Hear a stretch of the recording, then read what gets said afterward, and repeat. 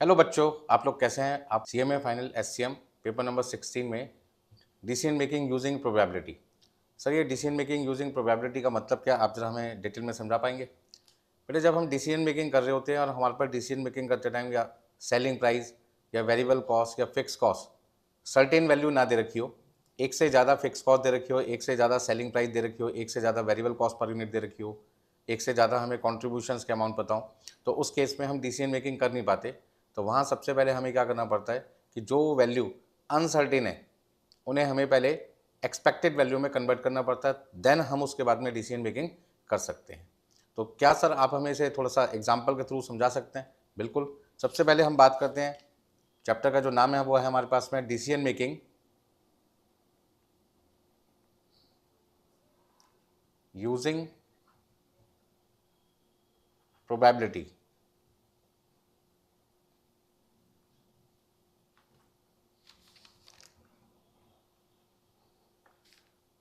एक छोटा सा एग्जांपल लेता हूँ आपको समझाने के लिए। चैप्टर में सबसे पहले सपोज करते हैं 2025 में एक कंपनी है एक्स लिमिटेड, जो आपसे जानना चाहते हैं कि भाई उनकी सेल्स वैल्यू कितनी है।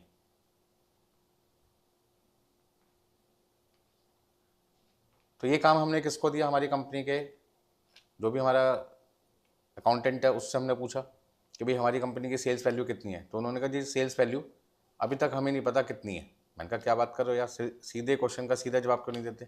वो कहते हैं सर अभी जो आपका ईयर एंड है वो हुआ नहीं है, 1 जनवरी से 31 दिसंबर 12 महीने में। अभी मान लीजिए हमारा अक्टूबर का महीना चल रहा है, मान लीजिए सितंबर का महीना चल रहा है, अगस्त का महीना चल रहा है। अभी हमारे कुछ महीने सेल एक्चुअल में पता है हमें और कुछ महीने की सेल हमें एक्चुअल में नहीं पता। इसका मतलब मैं अभी आपको एक्चुअल सेल वैल्यू के बारे में नहीं बता सकता। तो इसका मतलब मैंने कहा भाई आप ये बता सकते हो कि 31 दिसंबर तक मेरी सेल वैल्यू टोटल कितनी होगी। तो उन्होंने कहा कि सर कंपनी की जो सेल वैल्यू है वो 4 लाख रुपए भी हो सकती है पूरे साल में 2025 में, सर 5 लाख रुपए भी हो सकती है, और हमारी सेल वैल्यू 6 लाख रुपए भी हो सकती है। मैंने कहा यार तुम तो कंफ्यूज पे कंफ्यूज करते जा रहे हो। मैंने आपसे पूछा 2025 में हमारी सेल वैल्यू कितनी है, तो आपने कहा सर अभी साल खत्म नहीं हुआ तो हम आपको एक्चुअल सेल वैल्यू नहीं बता सकते। तो मैंने आपसे पूछा भाई हमारी सेल वैल्यू कितनी होगी 31 दिसंबर तक, तो आपने कहा सर 4 लाख भी हो सकती है, 5 लाख भी हो सकती है, 6 लाख भी हो सकती है। मैंने कहा यार एक वैल्यू बताओ, 4 लाख होगी या 5 लाख होगी या 6 लाख होगी। उसने कहा सर 4 भी हो सकती है, 5 भी हो सकती है, 6 भी हो सकती है। मैं आपके एक अमाउंट नहीं बता सकता अभी, क्योंकि 4 लाख होने की जो संभावना है, उसकी जो प्रोबेबिलिटी है, उसके जो चांसेस हैं वो मान लीजिए 50% है। 5 लाख की सेल वैल्यू होगी, इसके चांसेस हमारे 40% है। और 6 लाख की जो सेल वैल्यू होगी या हो सकती है, उसके चांसेस हमारे पास में 10% है। इसका मतलब क्या हुआ कि हमारे पास में तो 4 लाख रुपए, ये आपके पास क्या है, एस्टिमेट है, एस्टिमेट सेल वैल्यू। और हर सेल वैल्यू की हमें क्या दे रखी है, प्रोबेबिलिटी दे रखी है। तो हमें क्या करना पड़ेगा, एस्टिमेट सेल वैल्यू को मल्टीप्लाई करना पड़ेगा रेस्पेक्टिव प्रोबेबिलिटी से, मतलब जो सेल वैल्यू दे रखी है उसकी प्रोबेबिलिटी से। अब सबसे पहले हमने क्या चेक किया कि हमारी जो सेल वैल्यू है वो 4 लाख है, 4 लाख का हमने 50% किया तो हमें कितना मिला, 2 लाख रुपए। 5 लाख का 40% हमारे पास कितना आएगा, 2 लाख रुपए। और 6 लाख का 10% हमारे पास कितना आ जाएगा, 60,000। तो हमारी जो सेल वैल्यू हो सकती है वो कितनी हो सकती है, 4,60,000। आप इसको नाम दे देंगे एक्सपेक्टेड सेल्स वैल्यू। मतलब जहाँ पर अनसर्टेन फैक्टर्स होते हैं, मतलब हमें एक एग्जैक्ट वैल्यू नहीं पता, सर्टेन वैल्यू नहीं पता, लेकिन हमारा जो अकाउंटेंट है वो एस्टिमेट कर रहे हैं कि 4 लाख की भी सेल वैल्यू हो सकती है, 5 लाख की भी सेल वैल्यू हो सकती है, 6 लाख की भी सेल वैल्यू हो सकती है। 4 लाख की सेल वैल्यू होने की संभावना, जो चांसेज हैं उसकी प्रोबेबिलिटी 50% है, 5 लाख की सेल होने की प्रोबेबिलिटी 40% है, और 6 लाख रुपए की सेल होने की प्रोबेबिलिटी हमारे पास में 10% है। ठीक है ना।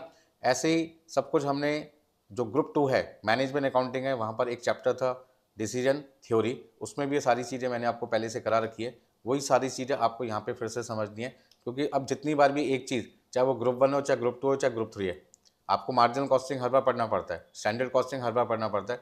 ठीक उसी तरीके से यही टॉपिक आपको हर वहाँ जाके पढ़ना पड़ेगा जहाँ पर आपके पास में सर्टेन वैल्यू ना दे रखी हो, अनसर्टेन वैल्यू दे रखी हो। तो उस केस में आपको एक सिंगल वैल्यू को ढूंढने के लिए प्रोबेबिलिटी का सहारा लेना पड़ता है। हमने भी यहाँ पे प्रोबेबिलिटी का सहारा लिया और एक सिंगल वैल्यू ढूंढ ली, लेकिन ये एक्चुअल नहीं है क्योंकि अभी आपका ईयर कंप्लीट नहीं हुआ। ये हमारे अकाउंटेंट के एस्टिमेशन के बेस पर 4 लाख, 5 लाख और 6 लाख के 50%, 40% और 10% के प्रोबेबिलिटी के मल्टीप्लाई करने के बाद एक जो सिंगल वैल्यू हमें मिल पा रही है वो है 4,60,000, जिसको हमने नाम दे दिया एक्सपेक्टेड सेल वैल्यू। तो इसका ना डिसीजन मेकिंग का काम तो हम बाद में करेंगे, पहले डिसीजन मेकिंग करते टाइम जो फैक्टर्स की हमें रिक्वायरमेंट होती है उनको हमें सिंगल वैल्यू में कन्वर्ट करना पड़ेगा यदि एक से ज़्यादा वैल्यू हमें दे रखी है। अभी कुछ क्वेश्चंस मैं आपको करवाऊंगा, वहाँ पे सारी चीज़ें आपके पास क्या हो जाएगी, क्लियर। तो ये छोटा सा एग्जाम्पल आपको मेरे ख्याल से समझ में आया होगा कि एक कंपनी जिसका नाम है एक्स लिमिटेड, वो 2025 में जानना चाहते हैं उनकी सेल वैल्यू कितनी होगी।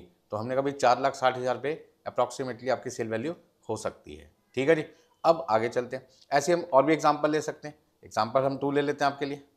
एग्जाम्पल नंबर 2, जिसमें मिस्टर एक्स एक स्टूडेंट है, दिसंबर 25 में वो SCM का एग्जाम्पल देने जा रहे हैं। ठीक है ना। अब जैसे वो एग्ज़ाम दे के आएंगे, दिसंबर 25 का उन्होंने एग्ज़ाम दे दिया। एग्ज़ाम देने के बाद हम उनसे जानना चाहते हैं कि भाई आपका जो रिज़ल्ट है SCM में वो कितने मार्क्स है, मतलब SCM में आप कितने मार्क्स लेके आएंगे। उन्होंने कहा सर यदि आपको एक्चुअल रिजल्ट चाहिए तो फरवरी 2026 तक आपको रुकना पड़ेगा। फर्स्ट वीक, सेकंड वीक में, नॉर्मली सेकंड वीक में या उसके बाद ही हमारा रिजल्ट आता है। आप फरवरी 2026 में 15 फरवरी के बाद मुझसे पूछना तो मैं आपको एक्चुअल रिजल्ट बता पाऊंगा, क्योंकि इंस्टीट्यूट मेरे नाम की मार्कशीट मुझे देगी और उसमें मुझे एक्चुअल नंबर पता चल जाएंगे SCM के कितने। लेकिन यदि आप जानना चाहते हैं कि भाई मेरे दिसंबर 25 में पेपर देने के बाद आपने मुझसे सर पूछा कि मेरे मार्क्स कितने आएंगे, और ये बात आप मुझसे कब पूछ रहे हैं, मान लीजिए आप मुझसे पूछ रहे हैं 18 दिसंबर को, 18 दिसंबर 2025 को आप मुझसे पूछ रहे हैं कि मेरे मार्क्स SCM में कितने आएंगे। तो मैंने कहा सर मेरे मार्क्स 50 भी आ सकते हैं, मेरे 60 भी आ सकते हैं, 70 भी आ सकते हैं, 80 भी आ सकते हैं, 90 भी आ सकते हैं। मैंने कहा यार क्या बात कर रहे हो, सिंपल क्वेश्चन का सिंपल जवाब दो, 50 नंबर आएंगे या 90 नंबर आएंगे, 50 और 90 में बहुत गैप होता है। तो बच्चे ने मुझे क्या जवाब दिया, सर ये जो मेरे मार्क्स हैं ये मेरे पेपर को जो चेक करेगा उस पर डिपेंड करता है। यदि मान लीजिए किसी क्वेश्चन को चेक करते टाइम कोई बहुत छोटी सी गलती हो जाती है और उसको इंस्टीट्यूट इग्नोर कर देता है, इग्नोर कर देता मतलब कि कंसीडर नहीं करता, आधा एक नंबर काट के छोड़ देता है, फिर तो उस केस में मान लीजिए 10 नंबर का क्वेश्चन है, एक नंबर भी कट गया, मेरे 9 नंबर आ जाएंगे। ऐसे यदि हर क्वेश्चन में छोटी मोटी मिस्टेक को इग्नोर कर दिया जाए इंस्टीट्यूट के द्वारा, जो पर्सन चेक कर रहा है, तो मान के चलिए मेरे 90 नंबर आ जाएंगे।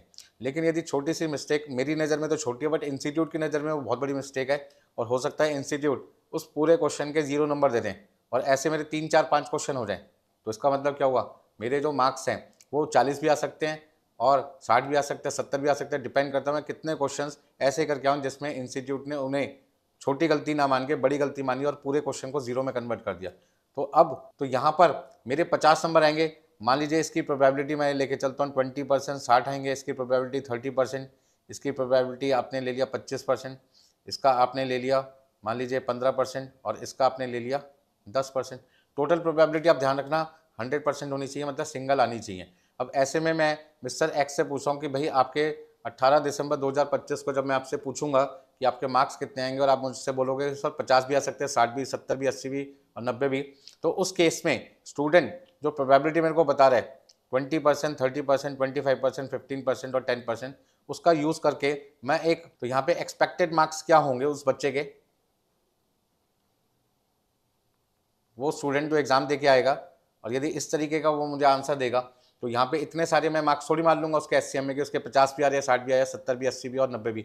मुझे तो एक सिंगल वैल्यू चाहिए। अब सिंगल वैल्यू दो हो सकती है, एक्चुअल और एक्सपेक्टेड। एक्चुअल का पता कब चलेगा, फरवरी में जब रिजल्ट आ जाएगा, और एक्सपेक्टेड वैल्यू का पता मैं अभी लगा सकता हूँ प्रोबेबिलिटी के बेस पे। तो ऐसे केस में बच्चे के जो नंबर आएंगे वो कितने कितने आएंगे। तो एक्सपेक्टेड मार्क्स निकालने के लिए मुझे क्या करना पड़ा, हाँ जी मैंने क्या किया, इन सबको मल्टीप्लाई किया और मल्टीप्लाई करके देखो मेरे पास कितना आता है यहाँ पर कैलकुलेटर की मदद से। 50 का 20% मैंने यहाँ पे किया तो देखो कितना आता है 10, यहाँ कितना आ जाएगा 18, यहाँ आपका 70 का 25% मतलब 1/4 करना आपको, तो 35 का आधा कितना आ जाएगा 17.5, यहाँ आ जाएगा 12 और यहाँ आ जाएगा 9। आपको सिर्फ क्या करना है, इन सबको प्लस करना है। जरा फटाफट से मुझे प्लस करके बताइए कितना आता है आपके पास में। टोटल आपके पास आ जाएगा 66.5। तो स्टूडेंट ने मुझसे पूछा कि सर मेरे एक्सपेक्टेड मार्क्स कितने आ जाएंगे आपके हिसाब से। मैंने कहा भाई आपके जो एक्सपेक्टेड मार्क्स हैं वो है 66.5 मार्क्स। अब बच्चे के एक्चुअल में जो मार्क्स हैं जब फरवरी 26 को रिजल्ट आएगा वो 66.5 से कम भी हो सकते हैं, 66.5 से ज़्यादा भी हो सकते हैं। वो तो एग्जैक्ट इंस्टीट्यूट के जो पेपर चेक हुए होंगे उनका क्या सोचने का तरीका था, उन्होंने किस क्वेश्चन में कितना नंबर काटा। हो सकता मैं किसी में सोचा था 5 नंबर कटिंग, हो सकता उन्होंने 3 काटे, हो सकता उन्होंने 2 काटे, हो सकता मैं सोचा था 4 नंबर कटिंग, हो सकता उन्होंने पूरा क्वेश्चन ही काट दिया, 0 कर दिया। तो हो सकता है उनकी मेरी सोच थोड़ी सी मैच ना करे। तो इस हिसाब से बच्चे को मैंने क्या बताया कि भाई मेरे हिसाब से आपके जो मार्क्स आ सकते हैं 66.5 मार्क्स आ सकते हैं। हाँ जी, कोई दिक्कत इसमें किसी को नहीं। तो एक्सपेक्टेड वैल्यू हम कब निकालते हैं? जहाँ पर हमारे पास सर्टेन वैल्यू नहीं होती, अनसर्टेन वैल्यूज होती हैं। तो जब आपके पास में बहुत सारी अनसर्टेन वैल्यूज होती हैं तो आप उन अनसर्टेन वैल्यूज की प्रोबेबिलिटी का यूज़ करके एक सिंगल वैल्यू डिराइव करते हैं, कैलकुलेट करते हैं, और उस सिंगल वैल्यू को आप नाम दे देते हैं एक्सपेक्टेड वैल्यू। इन एक्सपेक्टेड वैल्यू के बेस पे फिर हम आगे क्या करते हैं, डिसीजन मेकिंग करते हैं। इन सभी तरीके के पॉइंट्स को मैं आगे क्वेश्चंस में आपके लिए कवर करूंगा, टेंशन लेने की जरूरत नहीं है। सिंपल क्वेश्चन आपसे क्या पूछते हैं, when the probability concept is used, simple answer क्या होगा, जहां पर आपके पास एक्चुअल वैल्यूज ना हो और आपके पास एक से ज़्यादा एस्टिमेट वैल्यूज हो, मतलब कि बहुत सारे अनसर्टेन फैक्टर्स हो, अनसर्टेन इवेंट्स हो, उस केस में हम प्रोबेबिलिटी कॉन्सेप्ट का इस्तेमाल करते हैं। दूसरा, सर क्या आप हमें बता सकते हैं इस चैप्टर में कुछ एग्जांपल हमें दे सकते हैं कि जहाँ पे अनसर्टेन इवेंट्स हो, सेलिंग प्राइस पर यूनिट एक से ज़्यादा हो सकती है, 15 रुपये, 16 रुपये, 18 रुपये, इस तरीके से वेरिएबल कॉस्ट पर यूनिट 2 रुपये, 3 रुपये, 4 रुपये भी हो सकती है, फिक्स कॉस्ट 2 लाख, 2.5 लाख, 3 लाख, 4 लाख, 5 लाख भी हो सकती है, क्वांटिटी सोल्ड 10,000, 12,000, 13,000, 15,000, 18,000 भी हो सकती है, प्रॉफिट 1 लाख, 1.5 लाख, 2 लाख, 2.5 लाख, 3 लाख, कुछ भी हो सकता है। तो जहाँ पर एक से ज़्यादा वैल्यूज़ आपको दे रखी है और वहाँ पे आपको सिंगल वैल्यू ढूंढनी हो तो आप उस केस में प्रोबेबिलिटी कॉन्सेप्ट का इस्तेमाल करते हैं। चलिए अगला point, how to calculate expected value. तो एक्सपेक्टेड वैल्यू निकालने के लिए जो भी आपके पास में अनसर्टेन वैल्यू दे रखी है आपको उस अनसर्टेन वैल्यू की प्रोबेबिलिटी से क्या करना है, मल्टीप्लाई। जैसे आपने देखा कि भाई बच्चे के नंबर 50 भी आ सकते हैं, 60 भी आ सकते हैं, 70 भी आ सकते हैं, 80 भी आ सकते हैं और 90 भी आ सकते हैं। और आपने देखा इसकी प्रोबेबिलिटी कितनी थी आपके पास में, आपके पास थी 20%, इसकी आपके पास थी 30%, इसकी थी आपकी 25%, इसकी आपके पास थी 15% और इसकी आपके पास थी 10%। इन सब का ध्यान रखना, जो टोटल है वो आपका 100% आना चाहिए, क्योंकि कोई भी चीज़ मैक्सिमम 100% होती है। तो 0.2, 0.3, 0.25, 0.15 प्लस 0.1 आपके पास आता है 1, मतलब कि 100%। तो आपको क्या करना है, ये आपके पास है अनसर्टेन इवेंट्स, मतलब रिजल्ट है ना, 50 भी आ सकते हैं, 60 भी आ सकते हैं, 70 भी आ सकते हैं और ये उसकी प्रोबेबिलिटी है।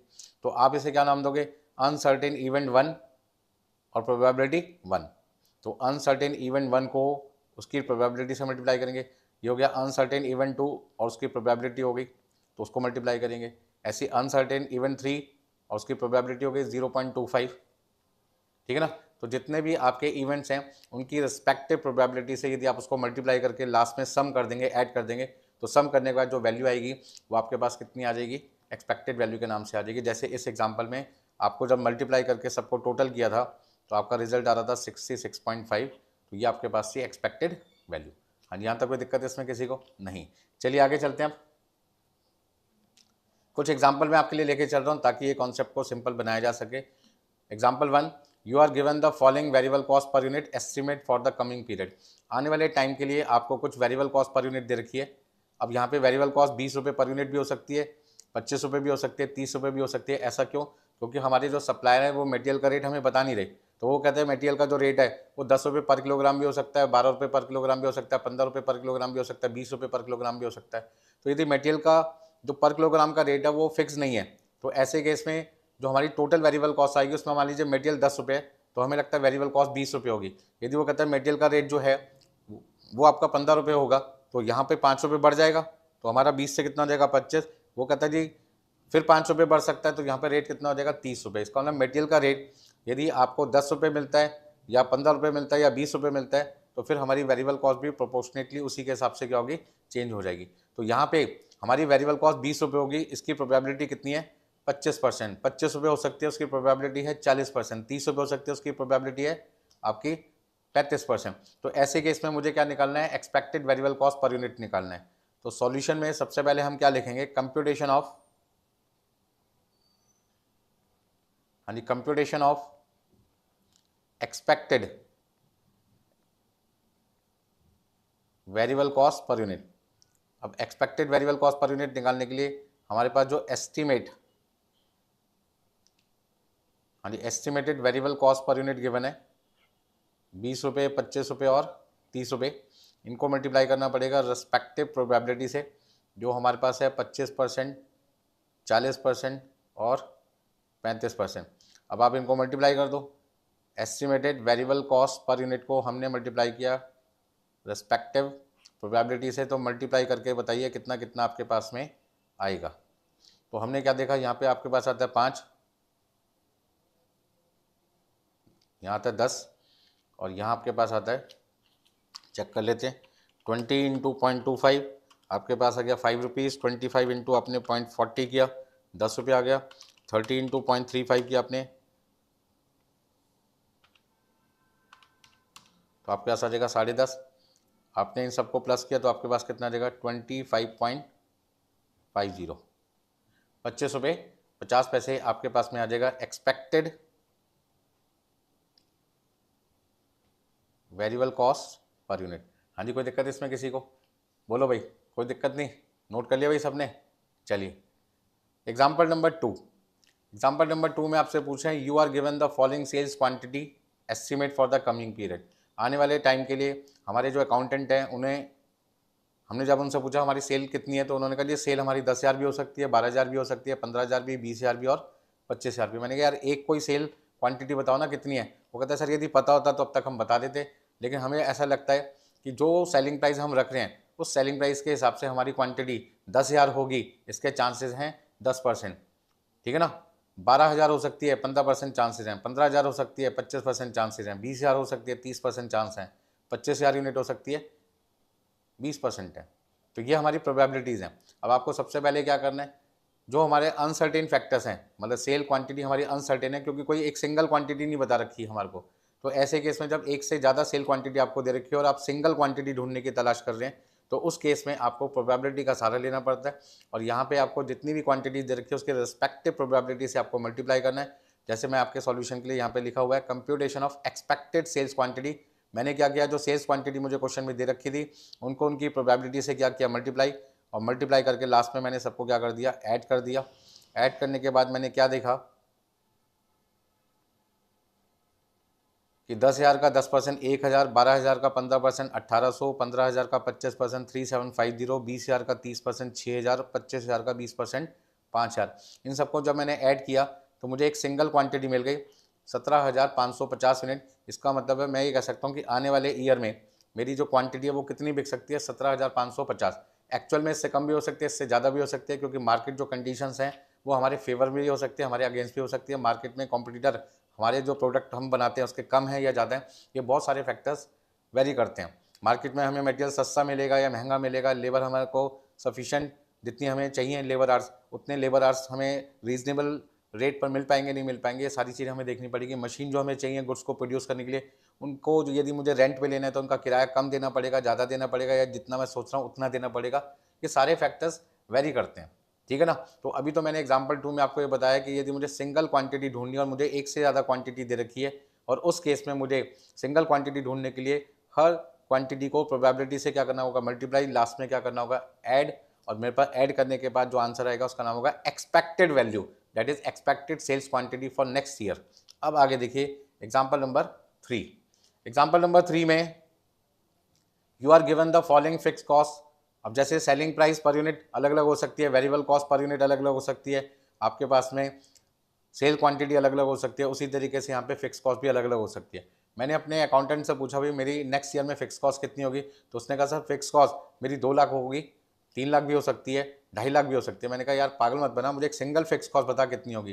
तो वो कहता है सर ये तो डिपेंड करता है कि जो मशीन हम किराए पे लेंगे उनका किराया कितना होगा, जो फैक्ट्री हमें किराए पे लेनी है उसका मकान मालिक को हमें किराया कितना देना होगा। एग्रीमेंट के हिसाब से तो हो सकता है कि हमें 10% देना पड़े, लेकिन हो सकता है कि वो 10% की जगह हमसे कहे इंक्रीमेंट 15% करो, अदरवाइज खाली करो, क्योंकि जो टेन्योर था हमारा, जो एग्रीमेंट था वो 1 साल का था या 2 साल का था, वो पूरा हो रहा है। तो हो सकता है अगले साल वो रेंट 15% बढ़ा दे, हो सकता है वो 25% बढ़ा दे, हो सकता है वो 10% बढ़ाए, तो हमें नहीं पता सर। तो हमने कहा सर 2 लाख रुपए की फिक्स कॉस्ट हो सकती है, इसके होने की संभावना कितना है, 30%। 2.5 लाख की फिक्स कॉस्ट हो सकती है, इसकी संभावना, चांसेस जिसको प्रोबेबिलिटी कहते हैं, 50% है। 3 लाख की हो सकती है, इसका मतलब कि वो 20% है। तो एक्सपेक्टेड फिक्स कॉस्ट निकालने के लिए हमें सबसे पहले क्या करना पड़ेगा, जितनी भी फिक्स कॉस्ट हमें क्वेश्चन में दे रखी है सबको उसकी रिस्पेक्टिव प्रोबेबिलिटी से मल्टीप्लाई करना पड़ेगा। तो 2 लाख, 2.5 लाख, 3 लाख, ये हमारी फिक्स कॉस्ट हो सकती हैं, बट उनके चांसेस हमें कितने कितने दे रखे हैं, उनसे मल्टीप्लाई किया तो 2 लाख का 30% हुआ 60,000, 2.5 लाख का 50% हुआ 1,25,000, 3 लाख का 20% हुआ 60,000, और जब मैंने इन सबको प्लस किया तो मेरे पास में एक्सपेक्टेड फिक्स कॉस्ट 2,45,000 आ गई। इसका ना नेक्स्ट ईयर में मेरी फिक्स कॉस्ट अंदाजन कितनी हो सकती है, 2,45,000 हो सकती है। हाँ जी, यहाँ तक कोई दिक्कत किसी को? हाँ जी, सबसे पहले आज की क्लास में हम पहला क्वेश्चन शुरू करने जा रहे हैं आपके लिए सुमित रस्सू की क्लासेस की बुक से, क्वेश्चन नंबर 1। तो यहाँ पे आपके सामने क्या लिखा है, you are given the following estimates for next years budgeted sales and cost for a single product produce by B limited. हाँ जी, सबसे पहले सेलिंग प्राइस हमें दे रखी है 12 रुपये, तो ये तो हमारे पास होगी सर्टेन वैल्यू। कौन सी वैल्यू होगी बेटे? Certain value. सिंगल वैल्यू दे रखी है, एक ही दे रखी है। लेकिन मैंने क्या देखा, सेल डिमांड मतलब जो क्वांटिटी है, जो हमारे पास क्वांटिटी है वो 3200 भी हो सकती है, 4000 भी हो सकती है, 5000 भी हो सकती है। तो ये जो सेल क्वांटिटी है ये हमारे पास क्या है, अनसर्टेन। ठीक है ना। वेरिएबल कॉस्ट पर यूनिट 5 रुपये भी हो सकती है, 6 रुपये भी हो सकती है, 7 रुपये भी हो सकती है। इसका मतलब ये भी आपके पास क्या है, अनसर्टेन है। अच्छा, फिक्स कॉस्ट तो आपको 20,000 दे रखी है, तो ये आपके पास है सर्टेन। इसका मतलब क्वेश्चन के अंदर 2 चीज़ें सर्टेन हैं और 2 चीज़ें आपके पास क्या है, अनसर्टेन है। तो सबसे पहले आपको क्वेश्चन में क्या निकाल के बताना है, आपको क्वेश्चन में यहाँ पे पहला पॉइंट पूछ रहे हैं एक्सपेक्टेड वैल्यू ऑफ सेल्स, मतलब सेल्स वैल्यू बतानी है आपको। अब सेल्स वैल्यू निकालने के लिए आपको तो पता ही आपका फॉर्मूला क्या होता है। हाँ जी, क्वांटिटी को आपको मल्टीप्लाई करना पड़ेगा सेलिंग प्राइस पर यूनिट से। अब क्वेश्चन में सेलिंग प्राइस तो मुझे 12 रुपये दे रखी है, लेकिन क्वांटिटी तो मुझे 3200 भी दे रखी है, 4000 भी दे रखी है, 5000 भी दे रखी है। तो क्या मैं 3200, 4000, 5000 को सबको 12 से मल्टीप्लाई कर दूं? नहीं नहीं नहीं नहीं, ऐसा कैसे कर सकते हैं सर? क्वांटिटी तो एक ही होगी ना, एक साल में 3 थोड़ी हो सकती है सर। क्वांटिटी तो एक ही होगी ना, बच्चे के मार्क्स तो एक ही बार आएंगे, 3 4 बार, 5 6 बार थोड़ी मार्क्स आएंगे सर। 50 भी आ सकते हैं, 60 भी आ सकते हैं, 70 भी आ सकते हैं, 80 भी आ सकते हैं, 90 भी आ सकते हैं सर। आएगा तो एक ही मार्क्स ना, सारे नंबर थोड़ी आ जाएंगे, 50 भी, 60 भी, 70, 80, 90। ठीक उसी तरीके से क्वांटिटी भी यहाँ पर एक ही तो होगी, या तो 3200 या 4000 या 5000, बट हमें नहीं पता ना कौन सी है। तो हमने क्या देखा, 3200 की संभावना 50% है, 4000 की संभावना प्रोबेबिलिटी 30% है, 5000 की प्रोबेबिलिटी कितनी है, 20%। तो सबसे पहले आपको क्या काम करना पड़ेगा, एक वर्किंग नोट तैयार करना पड़ेगा जहां पर आप एक्सपेक्टेड सेल्स क्वांटिटी निकालोगे, और एक्सपेक्टेड सेल क्वांटिटी निकालते ही जैसे ही आप उसे 12 से मल्टीप्लाई करोगे आपके पास एक्सपेक्टेड सेल वैल्यू आ जाएगी, मतलब सॉल्यूशन बना जाएगा।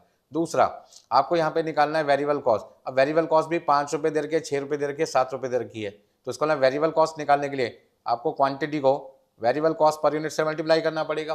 तो यहाँ पे क्वांटिटी एक्सपेक्टेड निकाल चुके होंगे, वेरिएबल कॉस्ट पर यूनिट भी एक्सपेक्टेड निकालोगे, दोनों को मल्टीप्लाई करके आपका सॉल्यूशन नंबर 2 का फर्स्ट पार्ट आ जाएगा। साथ में क्या निकालना है, कंट्रीब्यूशन। कंट्रीब्यूशन कैसे निकालते हैं भाई, सेल्स माइनस वेरिएबल कॉस्ट। अब सेल पहले पार्ट में आ गई, वेरिएबल कॉस्ट भी आ चुकी है, दोनों का डिफरेंस आपके पास क्या आएगा, कंट्रीब्यूशन।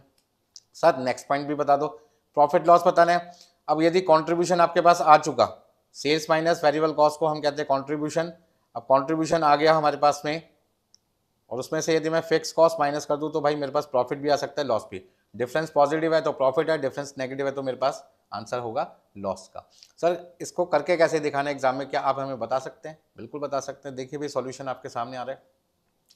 सबसे पहले मैंने आपको कहा था भाई वर्किंग नोट बनाइए, एक एक्सपेक्टेड क्वांटिटी का और एक expected variable cost per unit का। तो यूनिट्स हमें क्वेश्चन में दे रखी है 3200, 4000, 5000। उनकी प्रोबेबिलिटी दे रखी है 50%, 30%, 20%। ये सारी चीज़ें मैंने कहाँ से लिखी है, देख के, क्वेश्चन से देख के लिखी है। कुछ तो भैया कॉपी पेस्ट भी करना पड़ता है, क्वेश्चन से हमने ये सारी इंफॉर्मेशन ली, मल्टीप्लाई किया तो हमारे पास आया 3200 का 50% 1600, 4000 का 30% 1200, 5000 का 20% 1000, सबको प्लस किया तो हमारी एक्सपेक्टेड सेल क्वांटिटी आ गई कितनी, 3800। मतलब हमें लगता है कि हमारी 3800 यूनिट बिक जाएगी। ठीक है ना। ऐसी वेरिएबल कॉस्ट 5 रुपये भी हो सकती है, 6 भी हो सकती है, 7 भी हो सकती है। तो expected variable cost per unit निकालने के लिए 5 का 30%, 6 का 50%, 7 का 20% किया, हमारे पास आया 1.50, 3 एंड 1.4, सबका सम आया 5.9। अब सॉल्यूशन में पहला पॉइंट आपसे क्या पूछा था, आपसे पूछा था भाई एक्सपेक्टेड सेल्स वैल्यू बताइए। उसके लिए एक्सपेक्टेड क्वांटिटी को सेलिंग प्राइस पर यूनिट से क्या करना, मल्टीप्लाई। क्वांटिटी आप ऑलरेडी निकाल चुके हैं, कितनी क्वांटिटी आपने निकाली है, 3800। 3800 क्वांटिटी है, सेलिंग प्राइस आपके पास है 12 रुपये। इन दोनों को जब आपने मल्टीप्लाई किया तो आपका आंसर कितना आया, 45,600। तो इस तरीके से सॉल्यूशन का फर्स्ट पार्ट आपका कंप्लीट हुआ। 45,600 आपके पास आ गई sale value. Second part, sir variable cost expected per unit कैसे निकालेंगे, तो वो तो हम निकाल ही चुके हैं, 5 रुपये 90 पैसे। सर वेरिएबल कॉस्ट रुपीज़ में कैसे निकालेंगे, तो क्वांटिटी को वेरिएबल कॉस्ट पर यूनिट से क्या कर दो, मल्टीप्लाई कर दो। तो यहाँ पे हमारे पास क्वांटिटी जो कि अभी हमें 38,000 सॉरी हाँ जी, वेरिएबल कॉस्ट निकालने के लिए क्वांटिटी को मल्टीप्लाई करना पड़ेगा expected variable cost per unit से, जहाँ पर क्वांटिटी हमारे पास है 3800 और वेरिएबल कॉस्ट पर यूनिट कितनी है 5.9। दोनों को मल्टीप्लाई किया आपने और आपके पास में आ जाएगा वेरिएबल कॉस्ट 22,420। हाँ जी, कोई दिक्कत है इसमें किसी को? नहीं। तो आगे चलते हैं, मतलब क्वांटिटी को वेरिएबल कॉस्ट पर यूनिट से मल्टीप्लाई करेंगे, आपके पास आ जाएगा वेरिएबल कॉस्ट इन रुपीज़। अब आपसे सेकंड पार्ट में सेकंड पॉइंट पूछ रहे हैं कंट्रीब्यूशन बताइए। तो आपके पास में सेल वैल्यू कितनी है 45,600। 45,600 में से हमने माइनस किया वेरिएबल कॉस्ट 22,420, तो आपके पास में कंट्रीब्यूशन आ जाएगा 23,180। हाँ जी, कोई दिक्कत है इसमें किसी को? बताइए फटाफट से, आराम से नोट कीजिए, या आप बाद में भी नोट कर सकते हैं। वीडियो को पॉज करें और आराम से इसे नोट करें। आपको सिर्फ समझना है, क्या समझना है कि इस चैप्टर के अंदर जब हम एक से ज़्यादा वैल्यूज देखते हैं तो वहाँ पर हमें प्रोबेबिलिटी से मल्टीप्लाई करके सिंगल वैल्यू निकालनी है। सिंपल सा कॉन्सेप्ट है, ज़्यादा दिमाग खराब होने की ज़रूरत नहीं है, बिना बात के, कोई टेंशन नहीं लेनी। मैं आपके साथ हूँ, किस बात की टेंशन। चलो आगे, ठीक है भाई। अब सर तीसरे पॉइंट में आपसे पूछा था प्रॉफिट लॉस कैसे निकालना है। तो प्रॉफिट लॉस निकालने के लिए कॉन्ट्रीब्यूशन जो 23,180 रुपये आपने अभी निकाला था, उसमें से फिक्स कॉस्ट जो हमें क्वेश्चन में दे रखी है 20,000, उसे माइनस कर दो तो आपके पास प्रॉफिट कितना आ जाएगा 3180। तो सर अभी तक हमने कोई डिसीजन मेकिंग का तो कोई क्वेश्चन किया नहीं है, वो भी करेंगे भाई, चिंता क्यों करते हो। अभी तो मैं सिर्फ आपको बेसिक कॉन्सेप्ट समझा रहा हूँ कि जहाँ पर हमें सिंगल वैल्यू की रिक्वायरमेंट है और वो ना दे रखी है और वहाँ पर एक से ज़्यादा वैल्यू दे रखी है, तो सिंगल वैल्यू निकालने के लिए जो भी वैल्यू हमें दे रखी है बहुत सारी, उनकी प्रोबेबिलिटी से, रेस्पेक्टिव प्रोबेबिलिटी से मल्टीप्लाई करो और एक सिंगल वैल्यू ढूंढ लो। अभी तक का काम मैंने सिर्फ आपके लिए इतना ही किया है। हाँ, यहाँ तक कोई दिक्कत इसमें किसी को? चलें आगे, बताओ भाई। तो क्वेश्चन नंबर आपने जो बुक हम आपको प्रोवाइड कर रहे हैं सुमित एसओ की क्लासेस की तरफ से, उसमें जो पहला क्वेश्चन आपको मिल रहा है डिसीजन मेकिंग यूजिंग प्रोबेबिलिटी, उसमें आपसे 3 चीज़ें पूछी थी, expected sale value, expected variable cost and contribution, और लास्ट पॉइंट था प्रॉफिट। कैसे निकालने हैं सारी चीज़ें मैंने आपको यहाँ पर समझा दिया। कोई दिक्कत है इसमें किसी को? चलें आगे भाई, बोलो भाई, किसी पॉइंट में कोई दिक्कत है तो मुझसे पूछ सकते हैं, कोई दिक्कत नहीं है तो फिर आगे चलते हैं। तो क्वेश्चन 1 आपका सक्सेसफुली कंप्लीट हुआ। क्वेश्चन नंबर 2 पे आते हैं। देखो क्वेश्चन नंबर 2 में आपके लिए क्या लिखा हुआ है। क्वेश्चन नंबर 2, यहाँ पे आप जो अभी पूछ रहे थे सर डिसीजन मेकिंग में हम प्रोबेबिलिटी कैसे यूज़ करते हैं, उसका कोई क्वेश्चन कराइए, तो आपके सारे सपने आज की क्लास में पूरे होने वाले हैं। देखिए question number 2, a company has a choice among 3 products ABC for which the following estimates are available. मतलब आपका 3 प्रोडक्ट है ABC और इन तीनों में से किसी एक प्रोडक्ट को आपने सेलेक्ट करना है। तो कौन सा प्रोडक्ट आप सेलेक्ट करेंगे, उसके लिए हमने क्या देखा, नॉर्मली तो हम उस प्रोडक्ट को सिलेक्ट करते हैं जो हमें ज़्यादा से ज़्यादा प्रॉफिट दिलाए। तो हमने क्या देखा, हमारा जो प्रोडक्ट ए है वो एक्स मार्केट में भी बिक सकता है, वाई मार्केट में भी बिक सकता है, जेड मार्केट में भी बिक सकता है। एक्स मार्केट में बेचते हैं तो यहाँ पे लिखा है rupees in thousand. Rupees in thousand का मतलब 380,000, मतलब 3,80,000।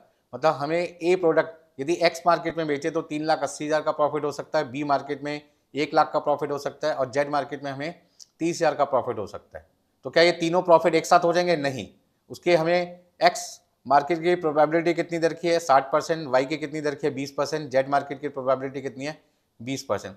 इसका मतलब क्या हुआ, इसका मतलब ये हुआ कि यहाँ पे जो प्रोबेबिलिटी है एक्स मार्केट की वो है 60%, ये आपके पास है 20% और ये आपके पास में है 20%, तीनों का सम कितना 100%। इसका ना ए प्रोडक्ट से मैं कितना प्रॉफिट कमाऊंगा टोटल, वो मुझे पता लगाना है। तो 3,80,000 हो सकता है बट इसके चांसेस कितने 60%, तो 60 से मल्टीप्लाई करो 60% से। 1,00,000 का प्रॉफिट हो सकता है, इसके चांसेस है 20%, 20% से मल्टीप्लाई करो। 30,000 का प्रॉफिट हो सकता है, उसके चांसेस है 20%, 20 से मल्टीप्लाई कर दो।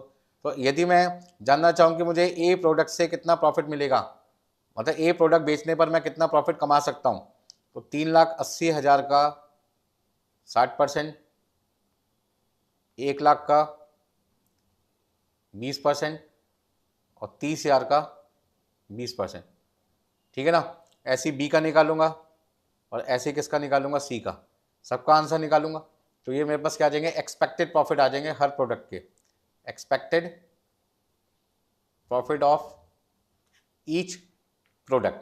अब जिस प्रोडक्ट का एक्सपेक्टेड प्रॉफिट सबसे ज़्यादा होगा वो प्रोडक्ट कंपनी क्या कर लेगी, सेलेक्ट कर लेगी। तो आपसे क्या पूछा है, which product should be undertaken by the company, मतलब इन तीनों में से कौन सा प्रोडक्ट कंपनी को बेचना चाहिए। तो कंपनी को वो प्रोडक्ट बेचना चाहिए जिसमें सबसे ज़्यादा उनको क्या मिले, फ़ायदा मिले। बेचने तो तीनों ही चाहिए लेकिन यदि तीनों में से किसी एक को बेचने की कंडीशन आए तो आपको कौन सा बेचना चाहिए, जिस प्रोडक्ट से सबसे ज़्यादा प्रॉफिट आपको मिले। बात समझ में आ रही है, कोई दिक्कत इसमें? चलिए आगे। तो यहाँ पे सर प्रेजेंटेशन कैसे देंगे हम एग्जाम में, तो सब कुछ बताएंगे ना भाई, जा थोड़ी रहे कहीं आपके साथ में ही हैं हम। देखो भाई, तो प्रेजेंटेशन के लिए मैंने आपके सामने क्या लिखा है, computation of expected profit of each product rupees in 1000। Sir आपने यहाँ पे सब जगह 3-3 जीरो क्यों नहीं लगा दिए? या 3-3 जीरो लगाकर मुझे कोई फालतू में नंबर थोड़ी मिल रहे हैं जो मैं आपका भी समय और अपना भी समय खराब करूँ, एग्जामिनर का भी समय खराब करूँ। मैंने ऊपर लिख दिया रुपीज इन 1000, एक बार काम खत्म। बेकार में इतनी बार जीरो लिख के अपना टाइम वेस्ट करूँ, कैलकुलेशन को बढ़ाऊँ, कोई फायदा नहीं है। बात समझ में आ रही है आपको? तो सबसे पहले हमने देखा प्रोडक्ट जो ए है उसका एक्सपेक्टेड प्रॉफिट कितना आएगा, 3,80,000। तो मैंने 380 लिखा क्योंकि रुपीज इन 1000 मैंने साइड में लिख दिया। 100 और 30 जैसा क्वेश्चन में दे रखा था उनको उनकी प्रोबेबिलिटी से मल्टीप्लाई किया, तो मेरे को एक्स मार्केट से ए प्रोडक्ट पे 228, वाई से 20 और जेड मार्केट से 6 रुपये का प्रॉफिट हो सकता है। मतलब टोटल प्रॉफिट मैं ए प्रोडक्ट का कमा सकता हूँ। तो ए का 254, बी का 280 और सी का 276 प्रॉफिट है। अब आप बताइए मुझे तीनों में से किसी एक प्रोडक्ट का सिलेक्शन करना है, तो मैं कौन से प्रोडक्ट का सिलेक्शन करूंगा? तो डेफिनेटली बेटा मैं उस प्रोडक्ट को सिलेक्ट करूंगा जो मुझे ज़्यादा से ज़्यादा प्रॉफिट कमा के देगा। मान लीजिए एक पर्सन है मिस्टर ए, उनके 3 बच्चे हैं एक्स वाई जेड। एक्स कमा रहा है 10,000 रुपये महीना, वाई कमा रहा है 5 लाख रुपये महीना और जेड कमा रहा है 30,000 रुपये महीना। तो सबसे ज़्यादा कौन कमा रहा है? 5 लाख। तो घर में सबसे ज़्यादा कदर किसकी होगी? उस पर्सन की होगी जो सबसे ज़्यादा पैसा कमा के देगा। ठीक है ना? तभी तो भैया सारे सपने आपके पूरे होंगे। आपको वर्ल्ड टूर करना है, कोई भी चीज़ खरीदनी है, पैसा होना चाहिए। अदरवाइज इधर उधर देखते रहोगे और परेशान होते रहोगे, यार पैसा नहीं है, पैसा नहीं है, पैसा नहीं। तो कदर उस बच्चे की होगी इन तीनों में जिसकी आमदनी सबसे ज़्यादा है। ठीक उसी तरीके से कंपनी की नज़र में वो प्रोडक्ट सबसे बेटर होगा, बढ़िया होगा, जो आपको सबसे ज़्यादा प्रॉफिट कमा कर देगा। तो हमने देखा प्रोडक्ट जो बी है वो हमें 2,80,000 रुपये कमा के दे रहा है, जबकि ए हमें 2,54,000 और सी हमें 2,76,000। तो हाईएस्ट प्रॉफिट हमें कौन सा प्रोडक्ट कमा के दे सकता है? Product B. तो आपका आंसर क्या होगा? Since highest expected profit is rupees 2,80,000, hence product B should be undertaken by the company. हाँ जी, कोई दिक्कत है इसमें किसी को? बोलो भाई जल्दी से। हाँ जी, समझ में आ रहा भाई सबको? हाँ जी, चैप्टर बहुत सिंपल है, आपको कोई टेंशन लेने की जरूरत नहीं है, बिल्कुल इजी वे में आपको चैप्टर को समझना है। ठीक है ना? तो आपने सोचा और भी नहीं होगा कि यार डिसीजन मेकिंग में प्रोबेबिलिटी इतने आसानी से सर बता देंगे हमारे को। तो मैंने आपको क्या बताया कि डिसीजन मेकिंग भी हो गया, कौन सा प्रोडक्ट सेलेक्ट करना है, और साथ में प्रोबेबिलिटी भी यूज हो गया। क्यों? क्योंकि यहाँ पर किसी भी प्रोडक्ट का एक सिंगल प्रॉफिट मुझे नहीं दे रखा था, एक से ज़्यादा प्रॉफिट होने की संभावना मुझे दे रखी थी, जहाँ पर मैंने सबसे पहले एक्सपेक्टेड वैल्यू निकाली प्रोबेबिलिटी का यूज़ करके, देन मैंने कंपैरिजन किया और फिर मैंने सिलेक्शन किया। तो कंपैरिजन का मतलब डिसीजन मेकिंग और प्रोबेबिलिटी का मल्टीप्लाई करके मैं आंसर निकाल रहा हूँ डिसीजन मेकिंग के लिए। तो हो गया ना यहाँ पर concept, decision making using probability. चलो भाई आगे चलते हैं। देखिए नेक्स्ट क्वेश्चन आपके पास में आ रहा है, क्वेश्चन नंबर 3। क्वेश्चन नंबर 3 में आपको दे रखा है a company has estimated the following demand level for its product, sales volume units में 10,000, 12,000, 14,000, 16,000, 18,000। साथ में इसकी प्रोबेबिलिटी भी दे रखी है। सेलिंग प्राइस आपके पास है 6 रुपये पर यूनिट, मार्जिनल कॉस्ट का मतलब वेरिएबल कॉस्ट है 3.5 रुपये। तो सबसे पहले हमें क्या करना चाहिए, हमें सेलिंग प्राइस पर यूनिट में से वेरिएबल कॉस्ट पर यूनिट जो हमें क्वेश्चन में 3 रुपये 50 पैसे दे रखी है उसे माइनस करना चाहिए और फटाफट से क्या निकालना चाहिए, कंट्रीब्यूशन पर यूनिट, जो कि आपके पास है 2 रुपये 50 पैसे। साथ में हमें क्वेश्चन में दे रखी है फिक्स कॉस्ट 34,000। आपसे पूछ रहे हैं, क्या पूछ रहे हैं, व्हाट इज द प्रोबेबिलिटी। इस बार क्वेश्चन में ध्यान से समझें, प्रॉफिट नहीं पूछ रहे, सेल्स नहीं पूछ रहे, कंट्रीब्यूशन नहीं पूछ रहे, वेरिएबल कॉस्ट नहीं पूछ रहे, क्या पूछ रहे हैं, प्रोबेबिलिटी बताइए किसकी, the company will break even in the period. मतलब आपको पहले ब्रेक इवन निकालना है और उस ब्रेक इवन के होने की संभावना कितनी है। मतलब आपको इस क्वेश्चन में क्या बताना है कि कंपनी को यदि अपने ब्रेक इवन को टच करना है तो उसकी संभावना कितनी, उसकी प्रोबेबिलिटी कितनी है, वो आपको यहाँ पर क्वांटिटी की फॉर्म में बतानी पड़ेगी। क्योंकि यहाँ पर क्वांटिटी जो दे रखी है उसकी प्रोबेबिलिटी दे रखी है 10%, 15%, 25%, 30% और 20%। तो ध्यान से समझिए, सबसे पहले मुझे क्या करना पड़ेगा, बीईपी सेल्स निकालनी पड़ेगी। अब बीईपी सेल्स कैसे निकालते हैं भाई, यदि आपसे बीईपी सेल्स पूछा जाए यूनिट्स में तो आप क्या कहोगे sir, fix cost divided by contribution पर यूनिट। अब कंट्रीब्यूशन पर यूनिट कितना है, आपने निकाला 2 रुपये 50 पैसे। तो 34,000 को जब आपने 2.50 से डिवाइड किया तो आपके पास आया 13,600। इसका मतलब 13,600 यूनिट वो यूनिट है जिन्हें बेचकर हमें नो लॉस नो प्रॉफिट होगा। इसका मतलब आपकी मिनिमम जो सेल्स है वो 13,600 होनी चाहिए। अब आप मुझे बताइए 13,600 यूनिट आपकी क्या 10,000 में कवर हो जाएगी? हाँ जी। क्या 10,000 यूनिट बेचने पे 13,600 यूनिट पूरी हो जाएगी? नहीं। क्या 12,000 यूनिट बेचने पर आपकी 13,600 यूनिट की बीपी सेल्स पूरी हो जाएगी? नहीं सर। 14,000 यूनिट बेचें तो हम 13,600 बेचकर नो लॉस नो प्रॉफिट की सिचुएशन को पूरा कर लेंगे, और जो बाकी की 400 यूनिट होगी उस पर हमें क्या मिलेगा? प्रॉफिट, जो कि हमारी मार्जिन ऑफ सेफ्टी है। इसका मतलब 14,000 यूनिट यदि हम बेचें तो हम अपने बीपी सेल को अचीव कर लेंगे। इसका मतलब 14,000 यूनिट पर हम बीपी सेल को अचीव कर सकते हैं, इसकी संभावना है। 16,000 यदि मैं यूनिट बेचूंगा और मेरी बीपी सेल 13,600 है तो यहाँ पर भी मैं अपने बीपी को टच कर सकता हूँ, 18,000 पे भी कर सकता हूँ। इसका मतलब 14,000 पे बीपी सेल की संभावना कितनी है? 25% पूरी होने की। यहाँ पे 30% की, और यहाँ पे कितनी है? 20% की। तो यदि आपसे कोई पूछे कि आपकी बीपी सेल की प्रोबेबिलिटी कितनी है, तो 25% प्लस 30% प्लस 20%, क्योंकि ये तीनों वो क्वांटिटी है जहां पर मैं आसानी से अपने बीपी सेल को क्या कर सकता हूँ? पूरा कर सकता हूँ। तो बीपी सेल्स के होने की प्रोबेबिलिटी कितनी है टोटल, वो मुझे इस क्वेश्चन में बतानी है। तो देखो आंसर कैसे बताना है। सबसे पहले हम क्या लिखेंगे? Computation of probability of break even for the period. आपको ब्रेक इवन की प्रोबेबिलिटी निकालनी है। उसके लिए सबसे पहले आपको निकालना पड़ेगा बीपी सेल। बीपी सेल मैं ऑलरेडी आपके लिए निकाल चुका था, fix cost divided by contribution per unit. तो आपके पास आया था 13,600। अब 13,600 मेरी किस क्वांटिटी को पूरा करती है? तो मैंने देखा 14,000 में पूरा हो जाता है, 16,000 में पूरा हो जाता है, 18,000 में। 14,000 की प्रोबेबिलिटी कितनी है? 25%। 16,000 की प्रोबेबिलिटी कितनी है? 30%। 18,000 होने की प्रोबेबिलिटी कितनी है? 20%। तो इसका मतलब यदि मैं 14,000 यूनिट बेचूंगा तो 13,600 पूरा हो जाएगा, 16,000 पे भी और 18 पे। तो आप इसको ऐसे समझें, the probability that sales will equal और exceed 13,600 unit is the probability that sales will be 14,000, 16,000 and 80,000, which is 25%, 30% and 20%, मतलब कि 75%। तो 75% चांसेस हैं कि आप अपने ब्रेक इवन को क्या कर लेंगे? पूरा कर लेंगे, यदि आपकी सेल 14,000, 16,000 या 18,000 होती है। यदि आपकी सेल 10,000 होती है या 12,000 होती है तो फिर आप अपने बीपी को टच नहीं कर पाएंगे। आप इसको ऐसे समझो, थोड़ा सा डिटेल में चलते हैं यार। यदि सर मेरी एक्चुअल सेल 10,000 है, मान लो सर यदि मेरी एक्चुअल सेल 10,000 हो तो क्या मैं ब्रेक इवन को टच कर पाऊंगा? बिल्कुल नहीं कर पाऊंगा, क्योंकि एक्चुअल सेल बीपी सेल से कम है, तो आपको लॉस होगा। सर यदि मेरी एक्चुअल सेल 12,000 होगी तो क्या मैं बीपी सेल को पूरा कर पाऊंगा? सर नहीं कर पाऊंगा। इसका मतलब बीपी सेल ना पूरा होने के 10% प्लस 15%, 25% चांस है।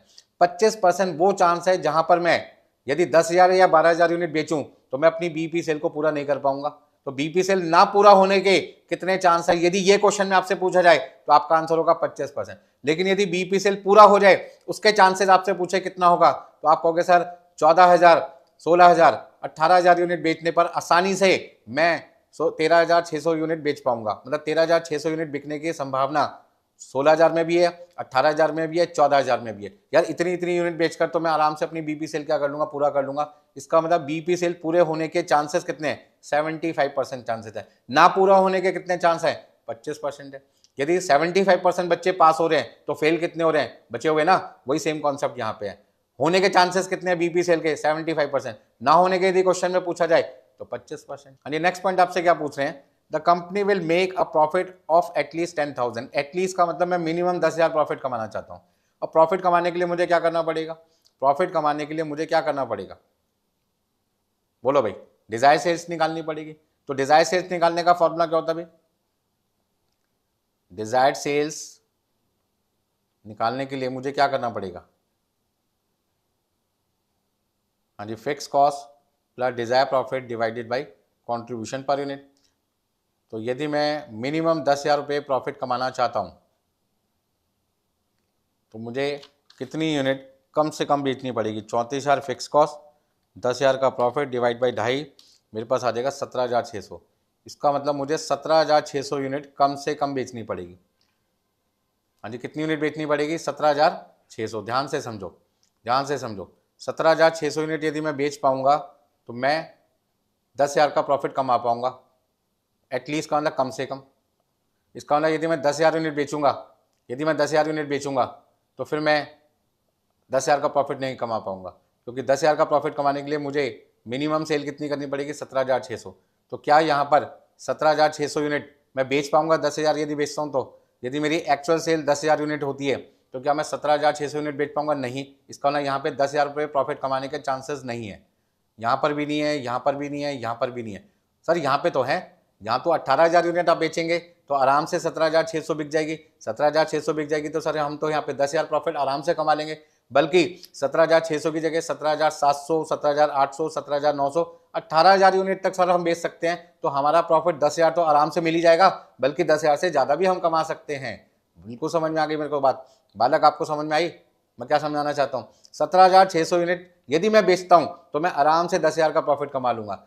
यदि मुझे और प्रॉफिट कमाना है तो मैं 10,700 भी बेच सकता हूँ, 800 भी, 900 भी और पूरे 18,000 भी बेच सकता हूँ। इसका मतलब केवल ये वो कंडीशन है, वो क्वांटिटी है जो मैं 10,000 का जो सपना देख रहा हूँ प्रॉफिट कमाने का वो पूरा करता है। इसका मतलब 20% चांसेस हैं, 20% चांसेस हैं कि मैं 10,000 का प्रॉफिट कमा लूंगा।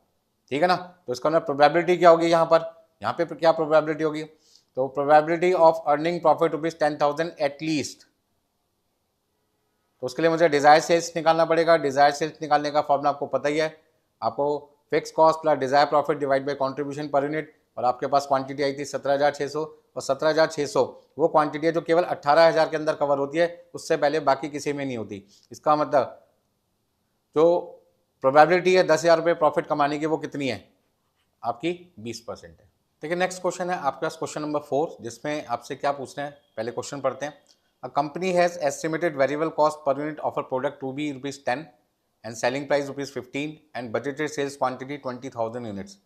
Estimated fix cost are as follows. Fix cost आपके पास में एस्टिमेटेड है 50,000, 60,000, 70,000, 80,000, 90,000, जिसकी प्रोबेबिलिटी आपके पास है 10%, 30%, 30%, 20%, 10% respectively. What is the probability that the company will equal or exceed its target profit of ₹25,000 for the year? मतलब आपको इस क्वेश्चन में बताना है क्या प्रोबेबिलिटी बतानी है किसकी, कि आपका प्रॉफिट टारगेट वाला 25,000 या उससे ज़्यादा हो, मतलब मिनिमम टारगेट प्रॉफिट 25,000 हो, तो उसके लिए आपकी प्रोबेबिलिटी क्या होनी चाहिए। तो इसके लिए सबसे पहले आपको यहाँ पे इस क्वेश्चन में क्या ढूंढना पड़ेगा? आपको ढूंढना पड़ेगा कि 25,000 रुपये का मिनिमम प्रॉफिट कमाने के लिए मैक्सिमम आप कितनी फिक्स कॉस्ट बियर कर सकते हैं। तो सबसे पहले आपको यहाँ पे कुछ वर्किंग नोट बनाने पड़ेंगे। वर्किंग नोट में सबसे पहले हम लिखेंगे computation of maximum amount of fix cost to be incurred to earn target profit of ₹25,000। और सबसे पहले आपको यहाँ पे 25,000 रुपये का टारगेट प्रॉफिट कमाने के लिए मैक्सिमम कितनी फिक्स कॉस्ट इनकर करनी पड़ेगी वो ढूंढना पड़ेगा। तो फिक्स कॉस्ट ढूंढने के लिए सबसे पहले आपको क्या करना पड़ेगा? फॉर्मूला यूज़ करना पड़ेगा। हाँ जी, फिक्स कॉस्ट निकालने के लिए हम यहाँ पर क्या लिखेंगे? Contribution minus target profit. Contribution कैसे निकालते हैं सबको पता है, selling price per unit minus variable cost per unit, contribution per unit आएगा, इनटू क्वांटिटी आपको क्वेश्चन में दे रखी है,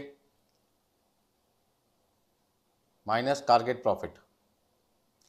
अब सेलिंग प्राइस पर यूनिट आपके पास है 15, वेरिएबल कॉस्ट है आपके पास में 10, कंट्रीब्यूशन आपके पास आ जाएगा ₹5, क्वांटिटी आपके पास है 20,000 यूनिट, और टारगेट प्रॉफिट आपके पास है 25,000 रुपये।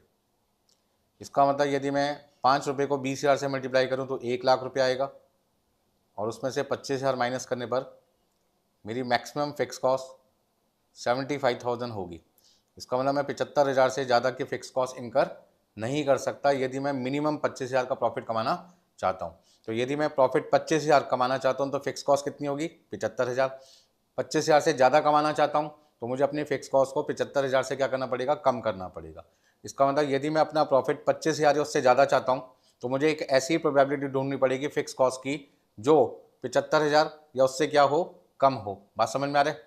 मतलब मुझे यहाँ पे प्रॉफिट को मैक्सिमाइज़ करना है, 25,000 या उससे ज़्यादा लेके जाना है, तो कहीं ना कहीं मेरा कॉन्ट्रीब्यूशन कॉन्स्टेंट है, क्योंकि सेलिंग प्राइस 15 रुपये रहेगी, वेरिएबल कॉस्ट 10 रुपये रहेगी, क्वांटिटी आपकी 20,000 रहेगी। यदि ये 3 फैक्टर आपके कांस्टेंट हैं और मैं अपने प्रॉफिट को बढ़ाना चाहता हूँ, 25,000 की जगह 26,000, 27,000, 28,000 करना चाहता हूँ, तो उस केस में मुझे कहीं ना कहीं अपनी फिक्स कॉस्ट को 75,000 से कम करना पड़ेगा। 75 की जगह 74 करना पड़ेगा, 73 करना पड़ेगा, 70 करना पड़ेगा, तब जाके मैं अपने प्रॉफिट को इंक्रीज कर पाऊंगा। इसका मतलब मुझे यहाँ पर प्रोबेबिलिटी तो कैलकुलेट करनी है, लेकिन किसकी मदद से और किसके लिए? निकालना प्रॉफिट की प्रोबेबिलिटी है, लेकिन मदद किसकी लेनी पड़ेगी? फिक्स कॉस्ट की। कैसे करेंगे वो सारी चीज़ें मैं आपको समझाने जा रहा हूँ, ध्यान से समझिए। इतना सबने नोट कर लिया? चलिए आगे चलते हैं। हाँ जी, आगे देखिए, एक नोट लिखवाता हूँ आपको मैं। हाँ जी, इस नोट में आप क्या लिखेंगे? आप सब लोग जानते हैं, higher profit means lower fix cost if other factors are constant। Sir ये अदर फैक्टर्स का मतलब क्या? अदर फैक्टर्स में बेटे आपके पास में आ जाएगा सेलिंग प्राइस पर यूनिट, आपके पास आ जाएगा वेरिएबल कॉस्ट पर यूनिट, और आपके पास आ जाएगा क्वांटिटी सोल्ड। यदि सेलिंग प्राइस आप 15 रुपये रखें, वेरिएबल कॉस्ट 10 रुपये रखें और क्वांटिटी आप 20,000 यूनिट रखें और आप प्रॉफिट ज़्यादा कमाना चाहते हैं, तो आपको अपने फिक्स कॉस्ट को क्या करना पड़ेगा? कम करना पड़ेगा। मतलब यदि आप अपने प्रॉफिट को मैक्सिमाइज़ करना चाहते हैं तो फिक्स कॉस्ट को आपको मिनिमाइज़ करना पड़ेगा। ठीक है ना, ये चीज़ है। अब आगे देखिए, so probability that company will equal or exceed its target profit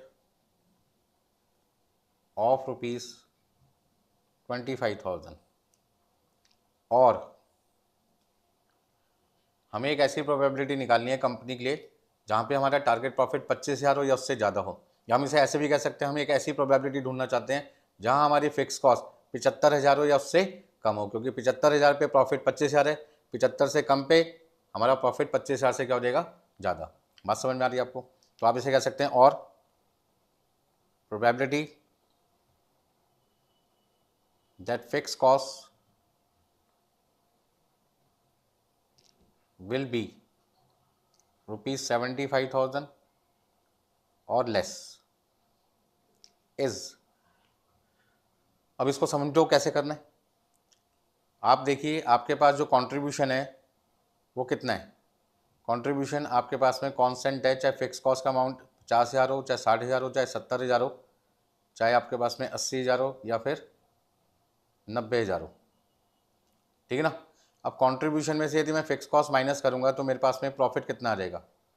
यदि मैं कंट्रीब्यूशन में से फिक्स कॉस्ट माइनस करूंगा तो पहले केस में मेरा प्रॉफिट 50,000 आएगा, दूसरे केस में कितना आ सकता है? 40,000, तीसरे केस में कितना आएगा? 30,000, फिर कितना आएगा यहाँ पे? 20,000, और यहाँ पे कितना आपका? 10,000।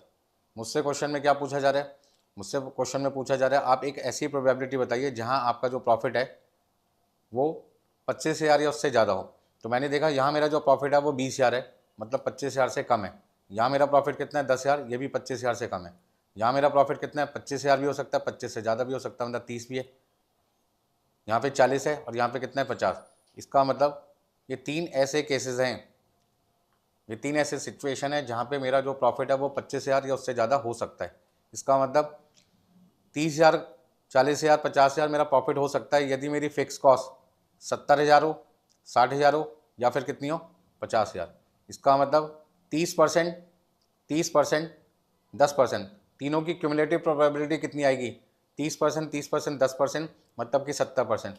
तो हम ये कह सकते हैं हमारा जो आंसर होगा वो 70% होगा। देखिए, इज प्रोबेबिलिटी जहाँ पे फिक्स कॉस्ट 50,000 है, प्रोबेबिलिटी फिक्स कॉस्ट जहाँ पे हमारी 60,000 है, प्रोबेबिलिटी जहाँ हमारी फिक्स कॉस्ट कितनी है? 70,000। ठीक है ना। तो ऐसे में इसकी प्रोबेबिलिटी कितनी होगी? 10%। 10% को आप देख सकते हैं 0.10, यहाँ आपके पास है 0.30, यहाँ आपके पास है 0.30। आप इन सब का यदि सम करते हैं तो आपके पास आता है 0.70, और आप इसे लिख सकते हैं 70%। इसका मतलब 70% आपकी प्रोबेबिलिटी है जहाँ पर आप अपना प्रॉफिट 25,000 या उससे ज़्यादा कमा सकते हैं। मतलब आपसे क्वेश्चन में क्या पूछ रहे हैं कि वो प्रोबेबिलिटी बताइए जहाँ पे आपका मतलब कंपनी 25,000 उससे ज़्यादा प्रॉफिट कमा सके। तो हमने क्या देखा, हमने देखा क्वेश्चन में कि यदि मैं 30,000 का प्रॉफिट कमाना चाहता हूँ तो मेरी फिक्स कॉस्ट 70,000 होगी, 40,000 कमाता हूँ तो फिक्स कॉस्ट 60,000 होगी, 50,000 कमाता हूँ तो 50,000 मेरी फिक्स कॉस्ट होगी। बट मेरा तो टारगेट प्रॉफिट 25,000 या उससे ज़्यादा का है। तो 25,000 या उससे ज़्यादा का सपना मेरा कब पूरा हो सकता है, जब मेरी फिक्स कॉस्ट 70,000 हो, 60,000 हो या 50,000 हो, मतलब 75,000 या उससे कम हो, तो मेरे प्रॉफिट के सपने को मैं साकार कर सकता हूँ, पूरा कर सकता हूँ। ये मतलब हुआ आपका। चलिए, तो इस तरीके से क्वेश्चन नंबर 4 में आपसे क्या पूछे थे, 25,000 या उससे ज़्यादा प्रॉफिट कमाने के लिए आपकी प्रोबेबिलिटी क्या होगी। तो उसका आंसर निकालने के लिए हम ऐसा कह सकते हैं, हमारी प्रोबेबिलिटी वहाँ पर होगी जहाँ हमारी फिक्स कॉस्ट 75,000 या उससे कम होगी। तो 75,000 या उससे कम कहाँ पे आएगी, 70, 60 और 50 पे आएगी। क्योंकि यहाँ तो हमारी फिक्स कॉस्ट 80,000 होती है, जो कि 75,000 से ज़्यादा है, जहाँ पे हमारा प्रॉफिट 25,000 से बढ़ने की जगह 25,000 से क्या हो जाएगा, कम हो जाएगा, 20,000 तक चला जाएगा। इसका मतलब हमारी जो प्रोबेबिलिटी है वो 70% है, मतलब 70% चांसेस हैं कि हम अपना प्रॉफिट 25,000 या उससे ज़्यादा कमा सकते हैं। बात समझ में आ गई। चलिए आगे चलते हैं। नेक्स्ट क्वेश्चन नंबर आपके पास में आता है क्वेश्चन नंबर 5। हाँ जी, कोई दिक्कत है इसमें किसी को। क्वेश्चन नंबर 5 में देखिए आपसे क्या पूछ रहे हैं, Sovan limited a manufacturing company is prepared budget for 2025। आपके पास में सेलिंग प्राइस दे रखी है 200 रुपये, वेरिएबल कॉस्ट है 120 रुपये, फिक्स कॉस्ट है 20 लाख रुपये। क्वांटिटी आपके पास में 15,000, 20,000, 25,000, 30,000, 35,000, 40,000, 45,000 अलग अलग दे रखी है। इसका मतलब पहले तीन तो आपके, ये तो पहले 3 पॉइंट हैं, 1, 2, 3, ये सर्टेन है, सर्टेन फैक्टर्स हैं। जहां हमारी क्वांटिटी अलग अलग होगी वहाँ पे हमें प्रोबेबिलिटी कॉन्सेप्ट यूज़ करना पड़ेगा। इसका मतलब इस क्वेश्चन में जो क्वांटिटी है वो अनसर्टेन फैक्टर है, ये बात मैं पहले आपको बता चुका हूँ क्लास में। अब आगे चलते हैं। देखिए, तो 15,000 की प्रोबेबिलिटी 10% है, 20,000 की 10% है, 25,000 की 10% है, 30,000 की 20% है, 35,000 की 30% है, 40,000 की 10% है, 45,000 की 10% है। आपसे पहला पॉइंट क्या पूछे, ब्रेक इवन क्वांटिटी बताइए। तो सबसे पहले सॉल्यूशन में पॉइंट नंबर 1 मुझे क्या बताना है, बीईपी सेल्स यूनिट्स में बताना है। और बीईपी सेल यूनिट्स में निकालने के लिए हमारा जो फॉर्मूला होगा वो क्या होगा, हाँ जी, फिक्स कॉस्ट को हम डिवाइड कर देंगे कंट्रीब्यूशन पर यूनिट से। अब कंट्रीब्यूशन पर यूनिट कैसे निकलेगा, सेलिंग प्राइस दे रखी है 200 रुपये, वेरिएबल कॉस्ट कितनी है 120, दोनों का डिफरेंस कितना आ जाएगा 80 रुपये। इसका ना यदि मेरी फिक्स कॉस्ट 20 लाख रुपये है और 20 लाख को यदि मैं 80 से डिवाइड करूँ तो देखो कितना आता है, 20 लाख डिवाइडेड बाई 80 मैंने किया तो अपने पास 25,000 यूनिट आ जाएगा। इसका ना 25,000 यूनिट्स, 25,000 यूनिट्स मेरी बीईपी सेल्स मेरे पास में आ जाएगा। पहला आंसर 80 रुपये सबको समझ में आ गया होगा। 200 रुपये की सेलिंग प्राइस में से हमने 120 रुपये की वेरिएबल कॉस्ट माइनस कर दी। पॉइंट नंबर 2 में आपसे पूछे हैं, how many units must be sold to earn profit 6 lakh और लॉस 5 लाख। मतलब वो सेल क्वांटिटी बताइए जहाँ पर हमारा प्रॉफिट 6 लाख हो या हमें लॉस 5 लाख रुपये का, मतलब डिज़ायर सेल्स निकालनी है आपको। तो पॉइंट नंबर 2 में, ठीक है ना, पॉइंट नंबर 2 में ये फर्स्ट पॉइंट हो गया। सेकंड पॉइंट, हमें डिज़ायर्ड सेल्स निकालना है। अब डिज़ायर्ड सेल्स जो हमें निकालना है उसको निकालने का फॉर्मूला आपको पता होना चाहिए। तो आप कह सकते हैं sir fix cost plus desire profit, यदि प्रॉफिट है तो प्लस करेंगे, लॉस होगा तो माइनस कर देंगे। तो पहले केस में हमें प्रॉफिट की बात करनी है। हाँ जी, डिज़ायर प्रॉफिट हमारे पास कितना है 6 लाख रुपये। तो ऐसे केस में हमारा आंसर क्या होगा, डिज़ायर सेल्स यूनिट्स में निकालने के लिए हमारी फिक्स कॉस्ट तो 20 लाख रुपये, प्रॉफिट हमारे पास है 6 लाख रुपीज़ और कंट्रीब्यूशन पर यूनिट आपके पास है 80 रुपये। मतलब 26 लाख को 26 लाख को डिवाइड कर दो 80 से तो आपके पास में आ जाएगा 32,500 यूनिट्स। मतलब यदि मैं 32,500 यूनिट बेचूंगा तो मैं 6 लाख रुपए का प्रॉफिट कमा लूँगा। हाँ जी, कोई दिक्कत इसमें।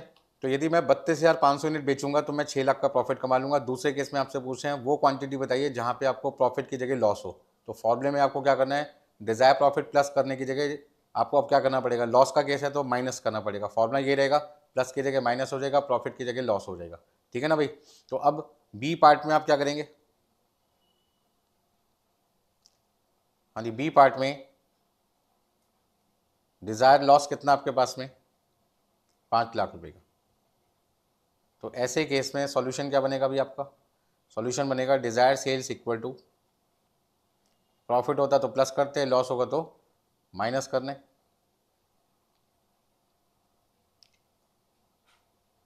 तो डिवाइडेड बाई कितना आएगा आपके पास में 80।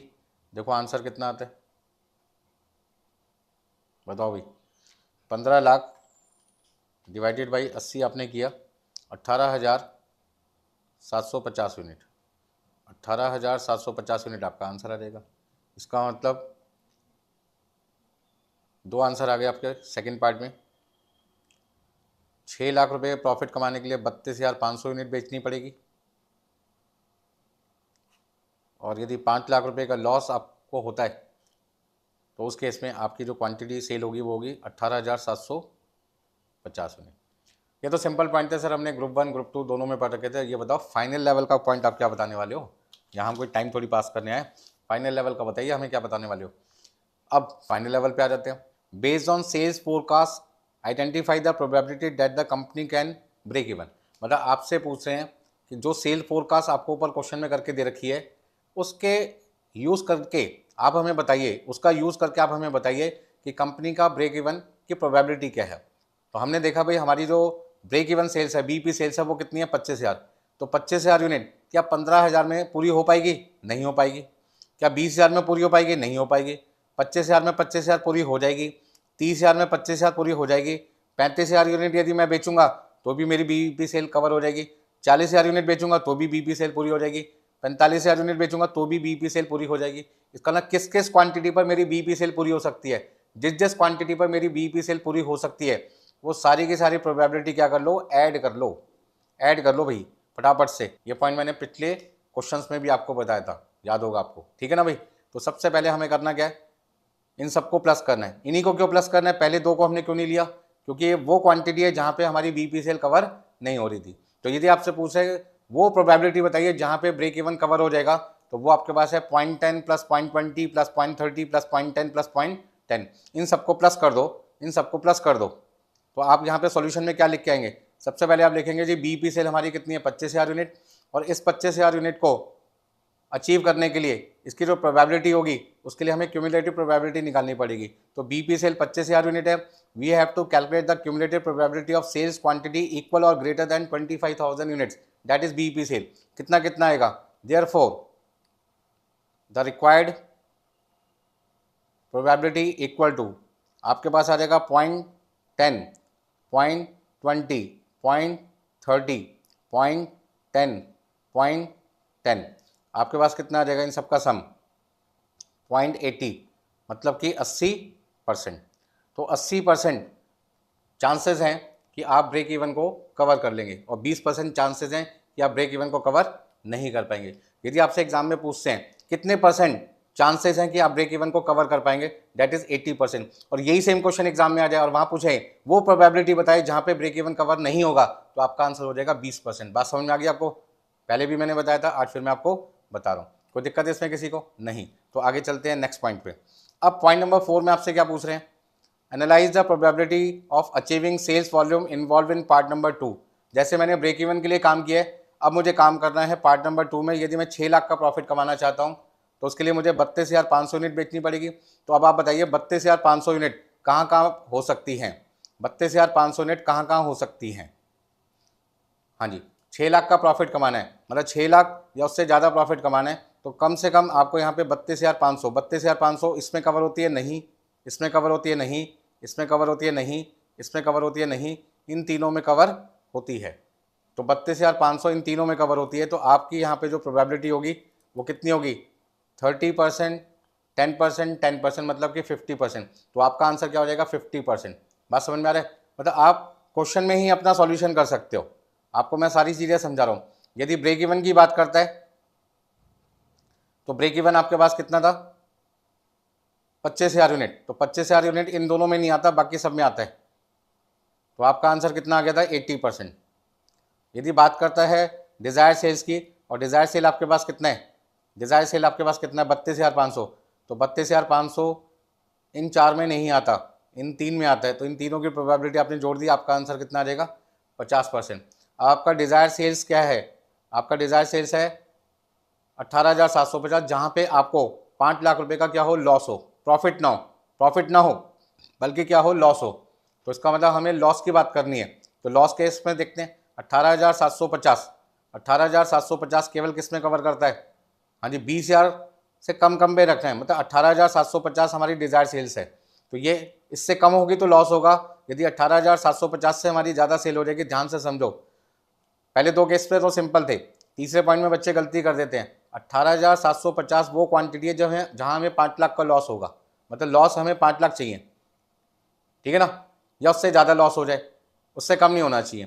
तो 5 लाख से ज़्यादा का यदि हमें लॉस चाहिए तो हमारी क्वांटिटी 18,750 या उससे क्या होनी चाहिए, कम होनी चाहिए। अब 20,000 के केस में हम नहीं लेंगे, ठीक है ना, इन सब केस में नहीं लेना, केवल हमें किस में लेना है, लॉस के केस में उल्टा चलते हैं, प्रॉफिट के केस में आगे चलते हैं, लॉस के केस में पीछे चलते हैं। लॉस के केस में हम क्या लेंगे, 15,000 यूनिट, क्योंकि यदि मैं 20,000 यूनिट बेच दूंगा तो 20,000 यूनिट पे मेरा जो कॉन्ट्रीब्यूशन आएगा वो कितना आएगा, 20,000 इंटू मेरा कॉन्ट्रीब्यूशन है 80 रुपये, और मेरी फिक्स कॉस्ट कितनी थी 20 लाख, तो मेरे पास जो लॉस है वो 4 लाख हो जाएगा, जबकि मेरे को तो लॉस कितना चाहिए, 5 लाख या उससे ज़्यादा, मतलब मुझे लॉस 5 लाख चाहिए या उससे ज़्यादा चाहिए। यदि लॉस 5 लाख या उससे ज़्यादा चाहिए तो मेरी क्वांटिटी 18,750 या उससे कम होनी चाहिए, ज़्यादा नहीं होनी चाहिए। तो कम के लिए मुझे क्या चाहिए, पहले वाली क्वांटिटी पे जाना पड़ेगा। तो इसका मतलब मेरा जो आंसर होगा वो कितना होगा, 10%। कितना होगा भाई, 10%।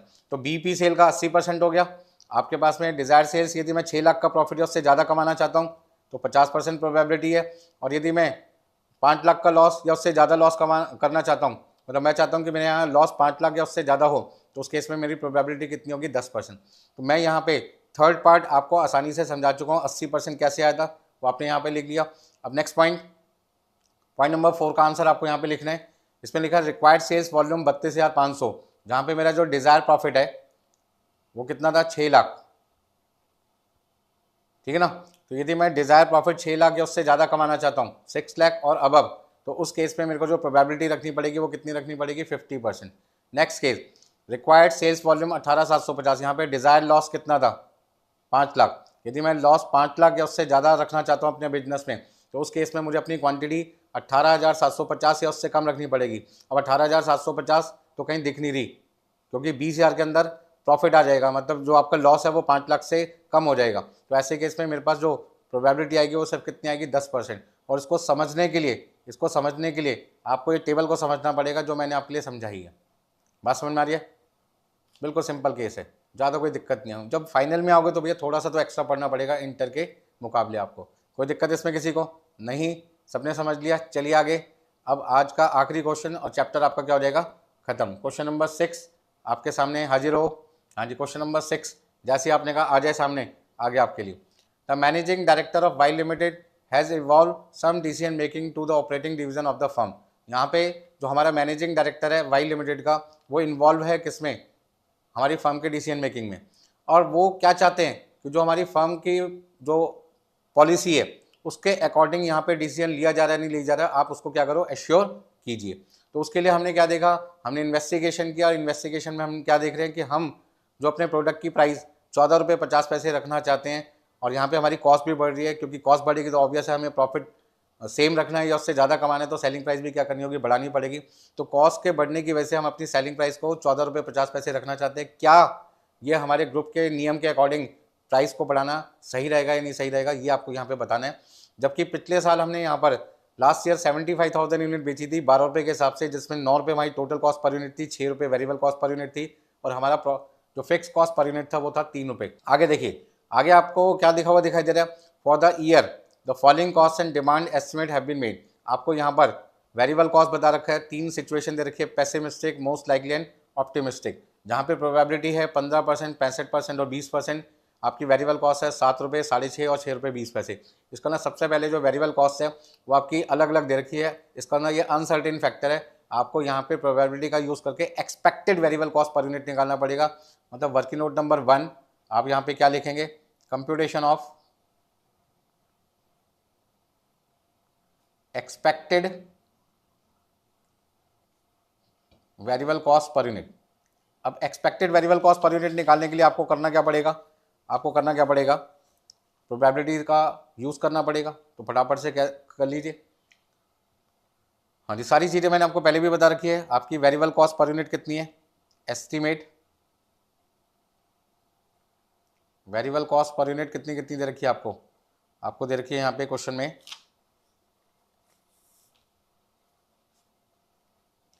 7, हाँ जी 6.5 और 6.2, ये सारी इंफॉर्मेशन हमें क्वेश्चन में दे रखी है। अब इसकी प्रोबेबिलिटी हमें क्वेश्चन में दे रखी है 0.15, 0.65 और 0.20।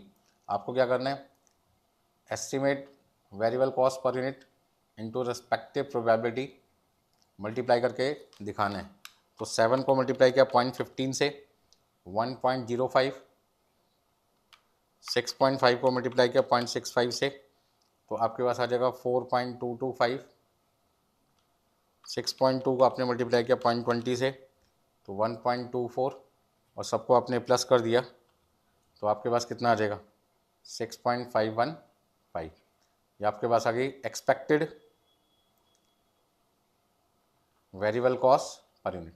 मतलब जहाँ पर भी आपके पास में सर्टेन वैल्यू ना दे रखी हो वहाँ पे आपको क्या करना पड़ेगा, प्रोबेबिलिटी का सहारा लेना पड़ेगा।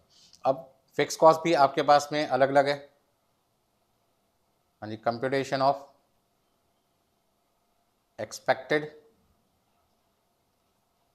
फिक्स कॉस्ट, ठीक है ना।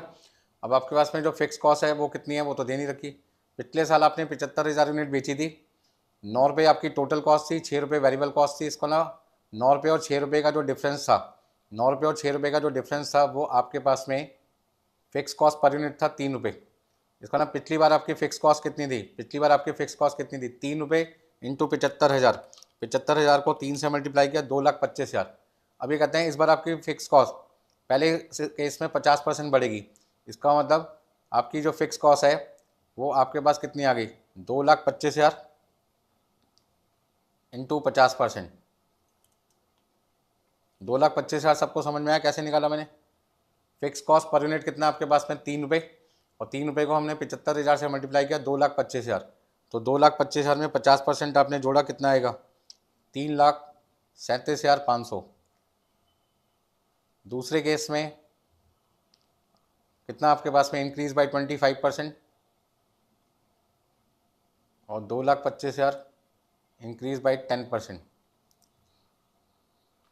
हाँ जी, 2,25,000 में अपने 25% जोड़ दिया 281, 250 और यहाँ पे आपने 2,25,000 में 10% ऐड कर दिया, आपके पास आ जाएगा 2,47,500। यदि किसी को कोई दिक्कत है कि 2,25,000 मैंने फिक्स कॉस्ट का कैसे निकाला,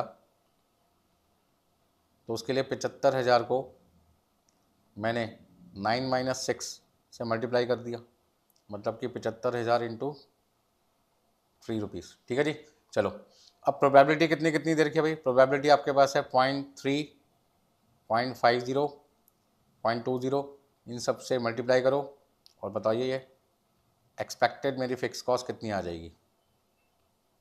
हाँ जी, 3,37,500 को मैंने मल्टीप्लाई किया 0.3 से, आपके पास आ जाएगा 1,01,250। फिर 281, 250 को मैंने मल्टीप्लाई किया 0.5 से, तो मेरे पास आ जाएगा 1,40,625। ठीक है ना।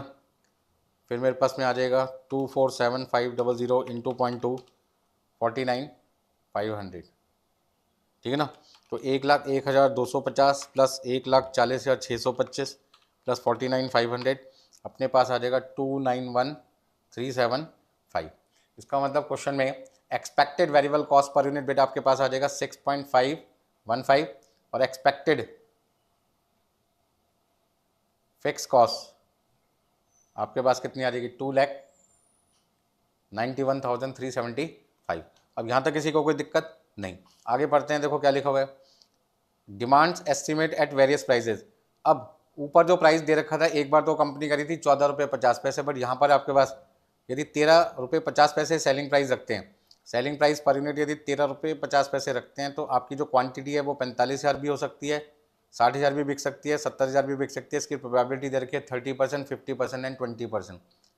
यदि सेलिंग प्राइस पर यूनिट आप रखें 14 रुपये 50 पैसे, तो उस केस में आपकी क्वांटिटी बिक सकती है 35,000, 55,000, 68,000, जिसकी प्रोबेबिलिटी है 30%, 50% and 20%। Unit variable cost, fix cost and demand estimates are categorically independent, मतलब कि ये इंडिपेंडेंट है, इनका एक दूसरे पे कोई लेना देना नहीं है। मतलब सेलिंग प्राइस के बढ़ने घटने से वेरिएबल कॉस्ट पे, फिक्स कॉस्ट पे कोई फर्क नहीं पड़ेगा। तो ये सारे फैक्टर इंडिपेंडेंट है। अब यहाँ से मेन पॉइंट आपका शुरू होता है। For this type of decision, the group has decided that the option should be chosen which has the highest expected outcome with at least 80% chance of break even।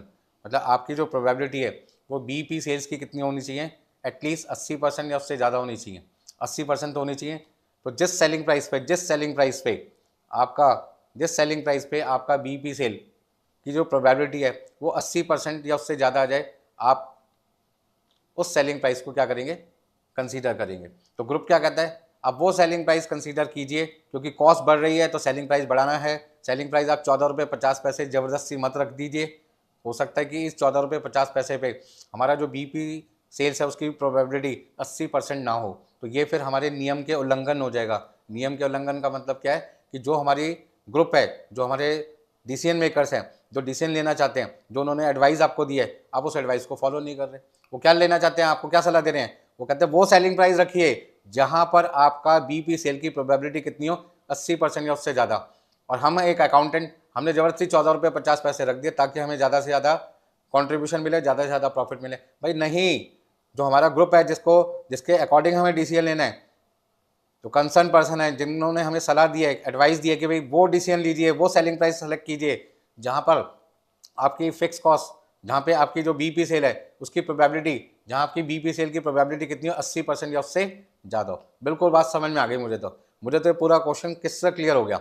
हम चाह रहे थे हम अपनी सेलिंग प्राइस 14 रुपये 50 पैसे रखें क्योंकि हमारी कॉस्ट बढ़ रही है, लेकिन मैनेजमेंट क्या कहते हैं, हमारी सलाह मानो, हमें वो सेलिंग प्राइस अडॉप्ट करनी है जहां पर हमारी जो बीपी सेल की प्रोबेबिलिटी होगी वो 80% या उससे ज़्यादा होगी, चाहे आप 13 रुपये 50 पैसे रखो या 14 रुपये 50 पैसे। 13 रुपये 50 पैसे पे भी पूरी हो रही है, 14 रुपये 50 पैसे पे भी पूरी हो रही है, तो भैया 14 रुपये 50 पैसे रख लेंगे।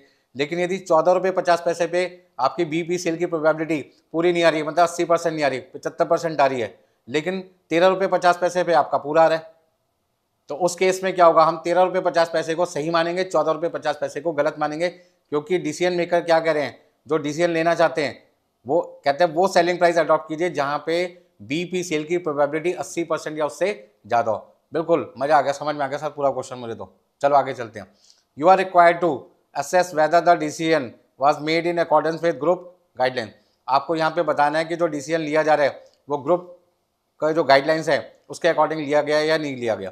मतलब डिवीजन, आप यहाँ पे जो प्राइस है वो क्या रख रहे हो, 14 रुपये 50 पैसे। क्या ये 14 रुपये 50 पैसे जो ग्रुप की गाइडलाइंस है उनको सेटिस्फाई करता है या नहीं करता। तो हमको सबसे पहले देखना पड़ेगा 13 रुपये 50 पैसे पे हमारी बीपी सेल्स की प्रोबेबिलिटी क्या आती है और 14 रुपये 50 पैसे पे कितनी आती है। फटाफट से क्वेश्चन को शुरू करते हैं आगे चलिए। तो सबसे पहले अब हमें यहाँ पर सेलिंग प्राइस, हाँ जी, at selling price per unit 14 रुपये 50 पैसे लेके चलना चाहिए, क्योंकि हम यहाँ पे यही सलाह दे रहे थे। क्वेश्चन के स्टार्टिंग में लिखा है कि भाई हम चाहते हैं कि हमारे प्रोडक्ट की सेलिंग प्राइस कितनी हो, 14 रुपये 50 पैसे। तो 14 रुपये 50 पैसे पे हमारे पास में एक्सपेक्टेड कंट्रीब्यूशन पर यूनिट कितना आएगा। तो सेलिंग प्राइस पर यूनिट में से हम variable cost per unit minus कर देंगे, तो आपके पास कितना आ जाएगा भाई, जल्दी से बताओ। सेलिंग प्राइस है 14 रुपये 50 पैसे, वेरिएबल कॉस्ट कितनी है भाई, वेरिएबल कॉस्ट कितनी है, अभी आपने निकाली है ना 6.515। तो दोनों का डिफरेंस कितना आएगा जल्दी बताइए। हाँ जी, 14 रुपये 50 पैसे में से हमने माइनस किया 6.515, तो अपने पास कितना आ जाएगा 7.985। ये हमारे पास आ गया एक्सपेक्टेड कंट्रीब्यूशन पर यूनिट। अब एक्सपेक्टेड बीपी सेल्स निकाल लो भाई। एक्सपेक्टेड बीपी सेल्स हमने निकाल लिया यूनिट्स में, और आप तो फॉर्मूला जानते ही हैं, fix cost divide by contribution पर यूनिट। तो आपके पास में कितना आ जाएगा भाई, फिक्स कॉस्ट कितनी है क्वेश्चन में आपने निकाली है ना अभी 2,91,375 और उसको आपने डिवाइड कर दिया 7.985 से, तो आपके पास कितना आ जाएगा देखो 291,375 डिवाइडेड बाई 7.985 आपके पास में आ जाएगा 36,491 अप्रॉक्सीमेटली। ठीक है ना। आप चाहो तो 90 लिख सकते हैं क्योंकि 90.29 आ रहा था तो मैंने यहाँ पे 90 यूनिट्स ले लिया। इसका ना 36,490 यूनिट्स आपके पास में आ रही हैं। अब आप ध्यान दीजिए, ठीक है ना। यदि मैं selling price at selling price per unit 14 रुपये 50 पैसे लेके चल रहा हूँ, ठीक है ना। तो यहाँ जो मेरी बीपी सेल है, बीपी सेल्स क्वांटिटी वो कितनी है 36,490। अब ध्यान दीजिए यहाँ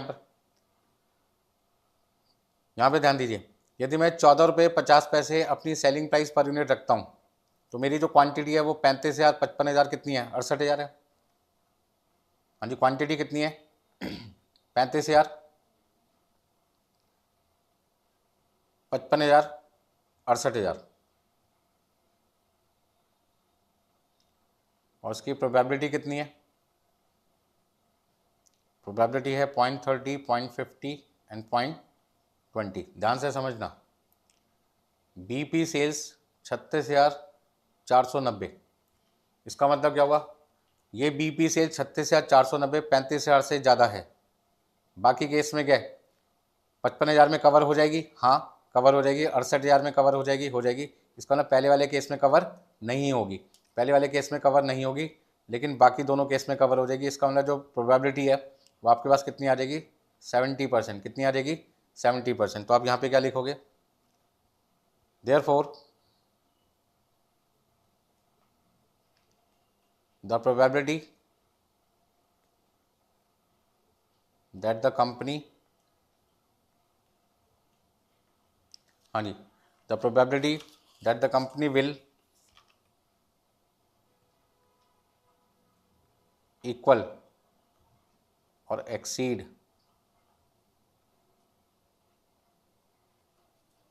हाँ जी equal और exceed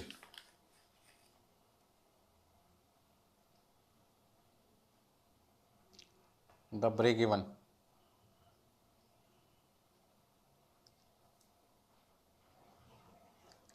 कितनी आएगी 0.50 प्लस 0.20 इक्वल टू 0.70 और 70%, विच इज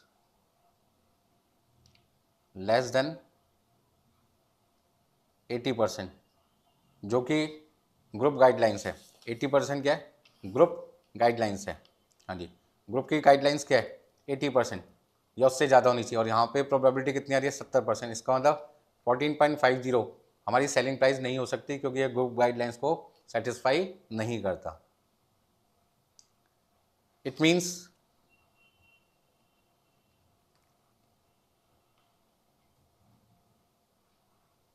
हाँ जी, इसका मतलब क्या हुआ कि हमें यहाँ पर अपनी सेलिंग प्राइस को क्या करना पड़ेगा, चेंज करना पड़ेगा। It means selling price per unit ₹14.50। हाँ जी, it means selling price per unit equal to 14.75 can not be accepted by the group। ठीक है ना, क्योंकि ये जो 70% हमारी जो प्रोबेबिलिटी है वो 80% से क्या कम है। और यहाँ पर हम मिनिमम जो हमारा ग्रुप गाइडलाइंस है वो क्या कहता है, प्रोबेबिलिटी ब्रेक इवन की कितनी आनी चाहिए 80% या उससे ज़्यादा। इसका मतलब 14 रुपये 50 पैसे हमारे को यदि सेलिंग प्राइस रखनी है तो हम नहीं रख पाएंगे इस क्वेश्चन में, क्योंकि उसकी प्रोबेबिलिटी 70% है, जबकि मिनिमम कंडीशन है 80% या उससे ज़्यादा, मतलब हमें मना कर देना चाहिए। नेक्स्ट, अब यही सारी कैलकुलेशन मुझे दोबारा करनी पड़ेगी किस पे, 13 रुपये 50 पैसे पे, 13 रुपये 50 पैसे पे। तो at selling price per unit 13 रुपये 50 पैसे। अब यदि मैं 13 रुपये 50 पैसे रखूँगा तो मुझे करना क्या पड़ेगा, एक्सपेक्टेड कॉन्ट्रीब्यूशन पर यूनिट फिर से निकालना पड़ेगा। हाँ जी, एक्सपेक्टेड कॉन्ट्रीब्यूशन पर यूनिट निकालना पड़ेगा, जहाँ पे सेलिंग प्राइस अब आपको 14 रुपये 50 पैसे की जगह 13 रुपये 50 पैसे रखना पड़ेगा। 6.515 आप यहाँ पे माइनस करेंगे और देखो कितना आता है, जल्दी से बताओ मुझे। हाँ जी, कितना लिखेंगे यहाँ पर हम, जल्दी से बताओ कितना कितना लिखेंगे आप यहाँ पे क्वेश्चन के अंदर। हाँ जी, माइनस करके आपके पास में कितना आ जाएगा, 6.985। हाँ जी, एक्सपेक्टेड बीपी सेल्स आपके पास कितना आ जाएगा यूनिट्स में। तो यदि मुझे बीपी सेल्स निकालना है यूनिट्स में, तो बीपी सेल्स को यूनिट में मैं कैसे निकालूंगा, जल्दी बताइए।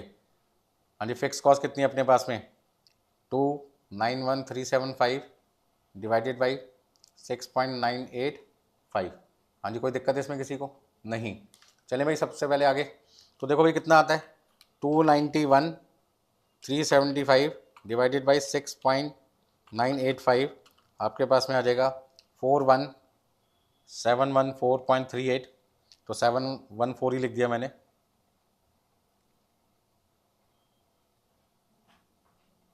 ठीक है जी। अब यहाँ पर हमारे पास में जो क्वांटिटी क्वेश्चन में दे रखी थी, वो क्वांटिटी कितनी कितनी दे रखी थी हमारे पास थी, क्वांटिटी 45,000 60,000 70,000, 45,000 60,000 70,000, 45,000 60,000 70,000। तो यहाँ पर हम सेल्स क्वांटिटी आपके पास है 45,000 60,000 70,000, 45,000 60,000 70,000। आपकी प्रोबेबिलिटी कितनी थी यहाँ पर हमें क्वेश्चन में दे रखी थी, 0.3 0.5 0.20। और बीपी सेल्स अभी आपने कितनी निकाली है, बीपी सेल्स आपने निकाली है 41714 41714 41714। हम क्या देख रहे हैं कि 45,000 यूनिट यदि हम बेचते हैं तो भी हमारी बीपी सेल कवर हो जाएगी, 60,000 पे भी कवर हो जाएगी, 70 पे भी कवर हो जाएगी, तीनों जगह कवर हो जाएगी। इसका ना यदि तीनों जगह कवर हो जाएगी तो आपकी जो टोटल प्रोबेबिलिटी है वो कितनी आ जाएगी, 1 आ जाएगी। तो 1 का मतलब क्या हुआ, 100%। 1 का मतलब क्या हुआ, 100%। तो फिर से आपको वही लैंग्वेज लिखनी पड़ेगी, the probability that the company will equal और exceed the break even, therefore the probability that company will equal or exceed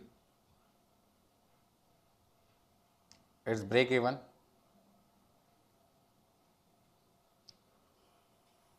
हाँ जी कितना आ जाएगा, 0.30 प्लस 0.50 प्लस 0.20 इक्वल टू 1.00 और आप कह सकते हैं 100%। इसका मतलब विच इज हायर देन 80%।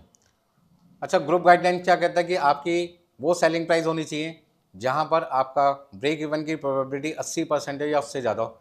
तो हमने क्या देखा, 14 रुपये 50 पैसे जब हम सेलिंग प्राइस रख रहे थे तो हमारी प्रोबेबिलिटी बीपी सेल की केवल 70% ही अचीव हो पा रही थी।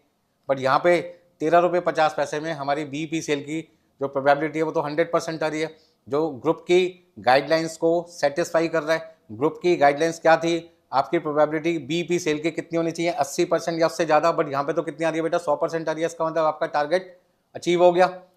तो hence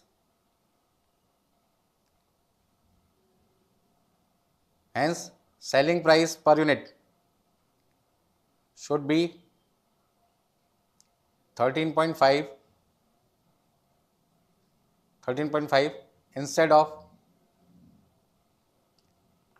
rupees 14.5।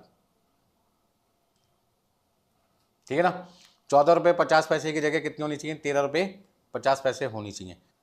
हाँ जी, फर्स्ट पार्ट आपका यहाँ पे कंप्लीट होता है। सेकंड पार्ट की मैं आपको तैयारी करवाता हूँ। सेकंड पार्ट में देखो क्वेश्चन में क्या लिखा है to obtain what is the group attitude to risk as evidence by the guideline. तो यहाँ पे आपको गाइडलाइंस के हिसाब से रिस्क के बारे में बताना है कि किस प्राइस पर रिस्क ज़्यादा है, किस प्राइस पर रिस्क नहीं है। तो सबसे पहले हमने देखो सॉल्यूशन में आपके लिए क्या लिख कर रखा है, डिसीजन टेबल बनाई। इस डिसीजन टेबल में हमने क्या देखा, जो हमारा सेलिंग प्राइस पर यूनिट 14 रुपये 50 पैसे और 13 रुपये 50 पैसे, दो ऑप्शन क्वेश्चन में दे रखे हैं।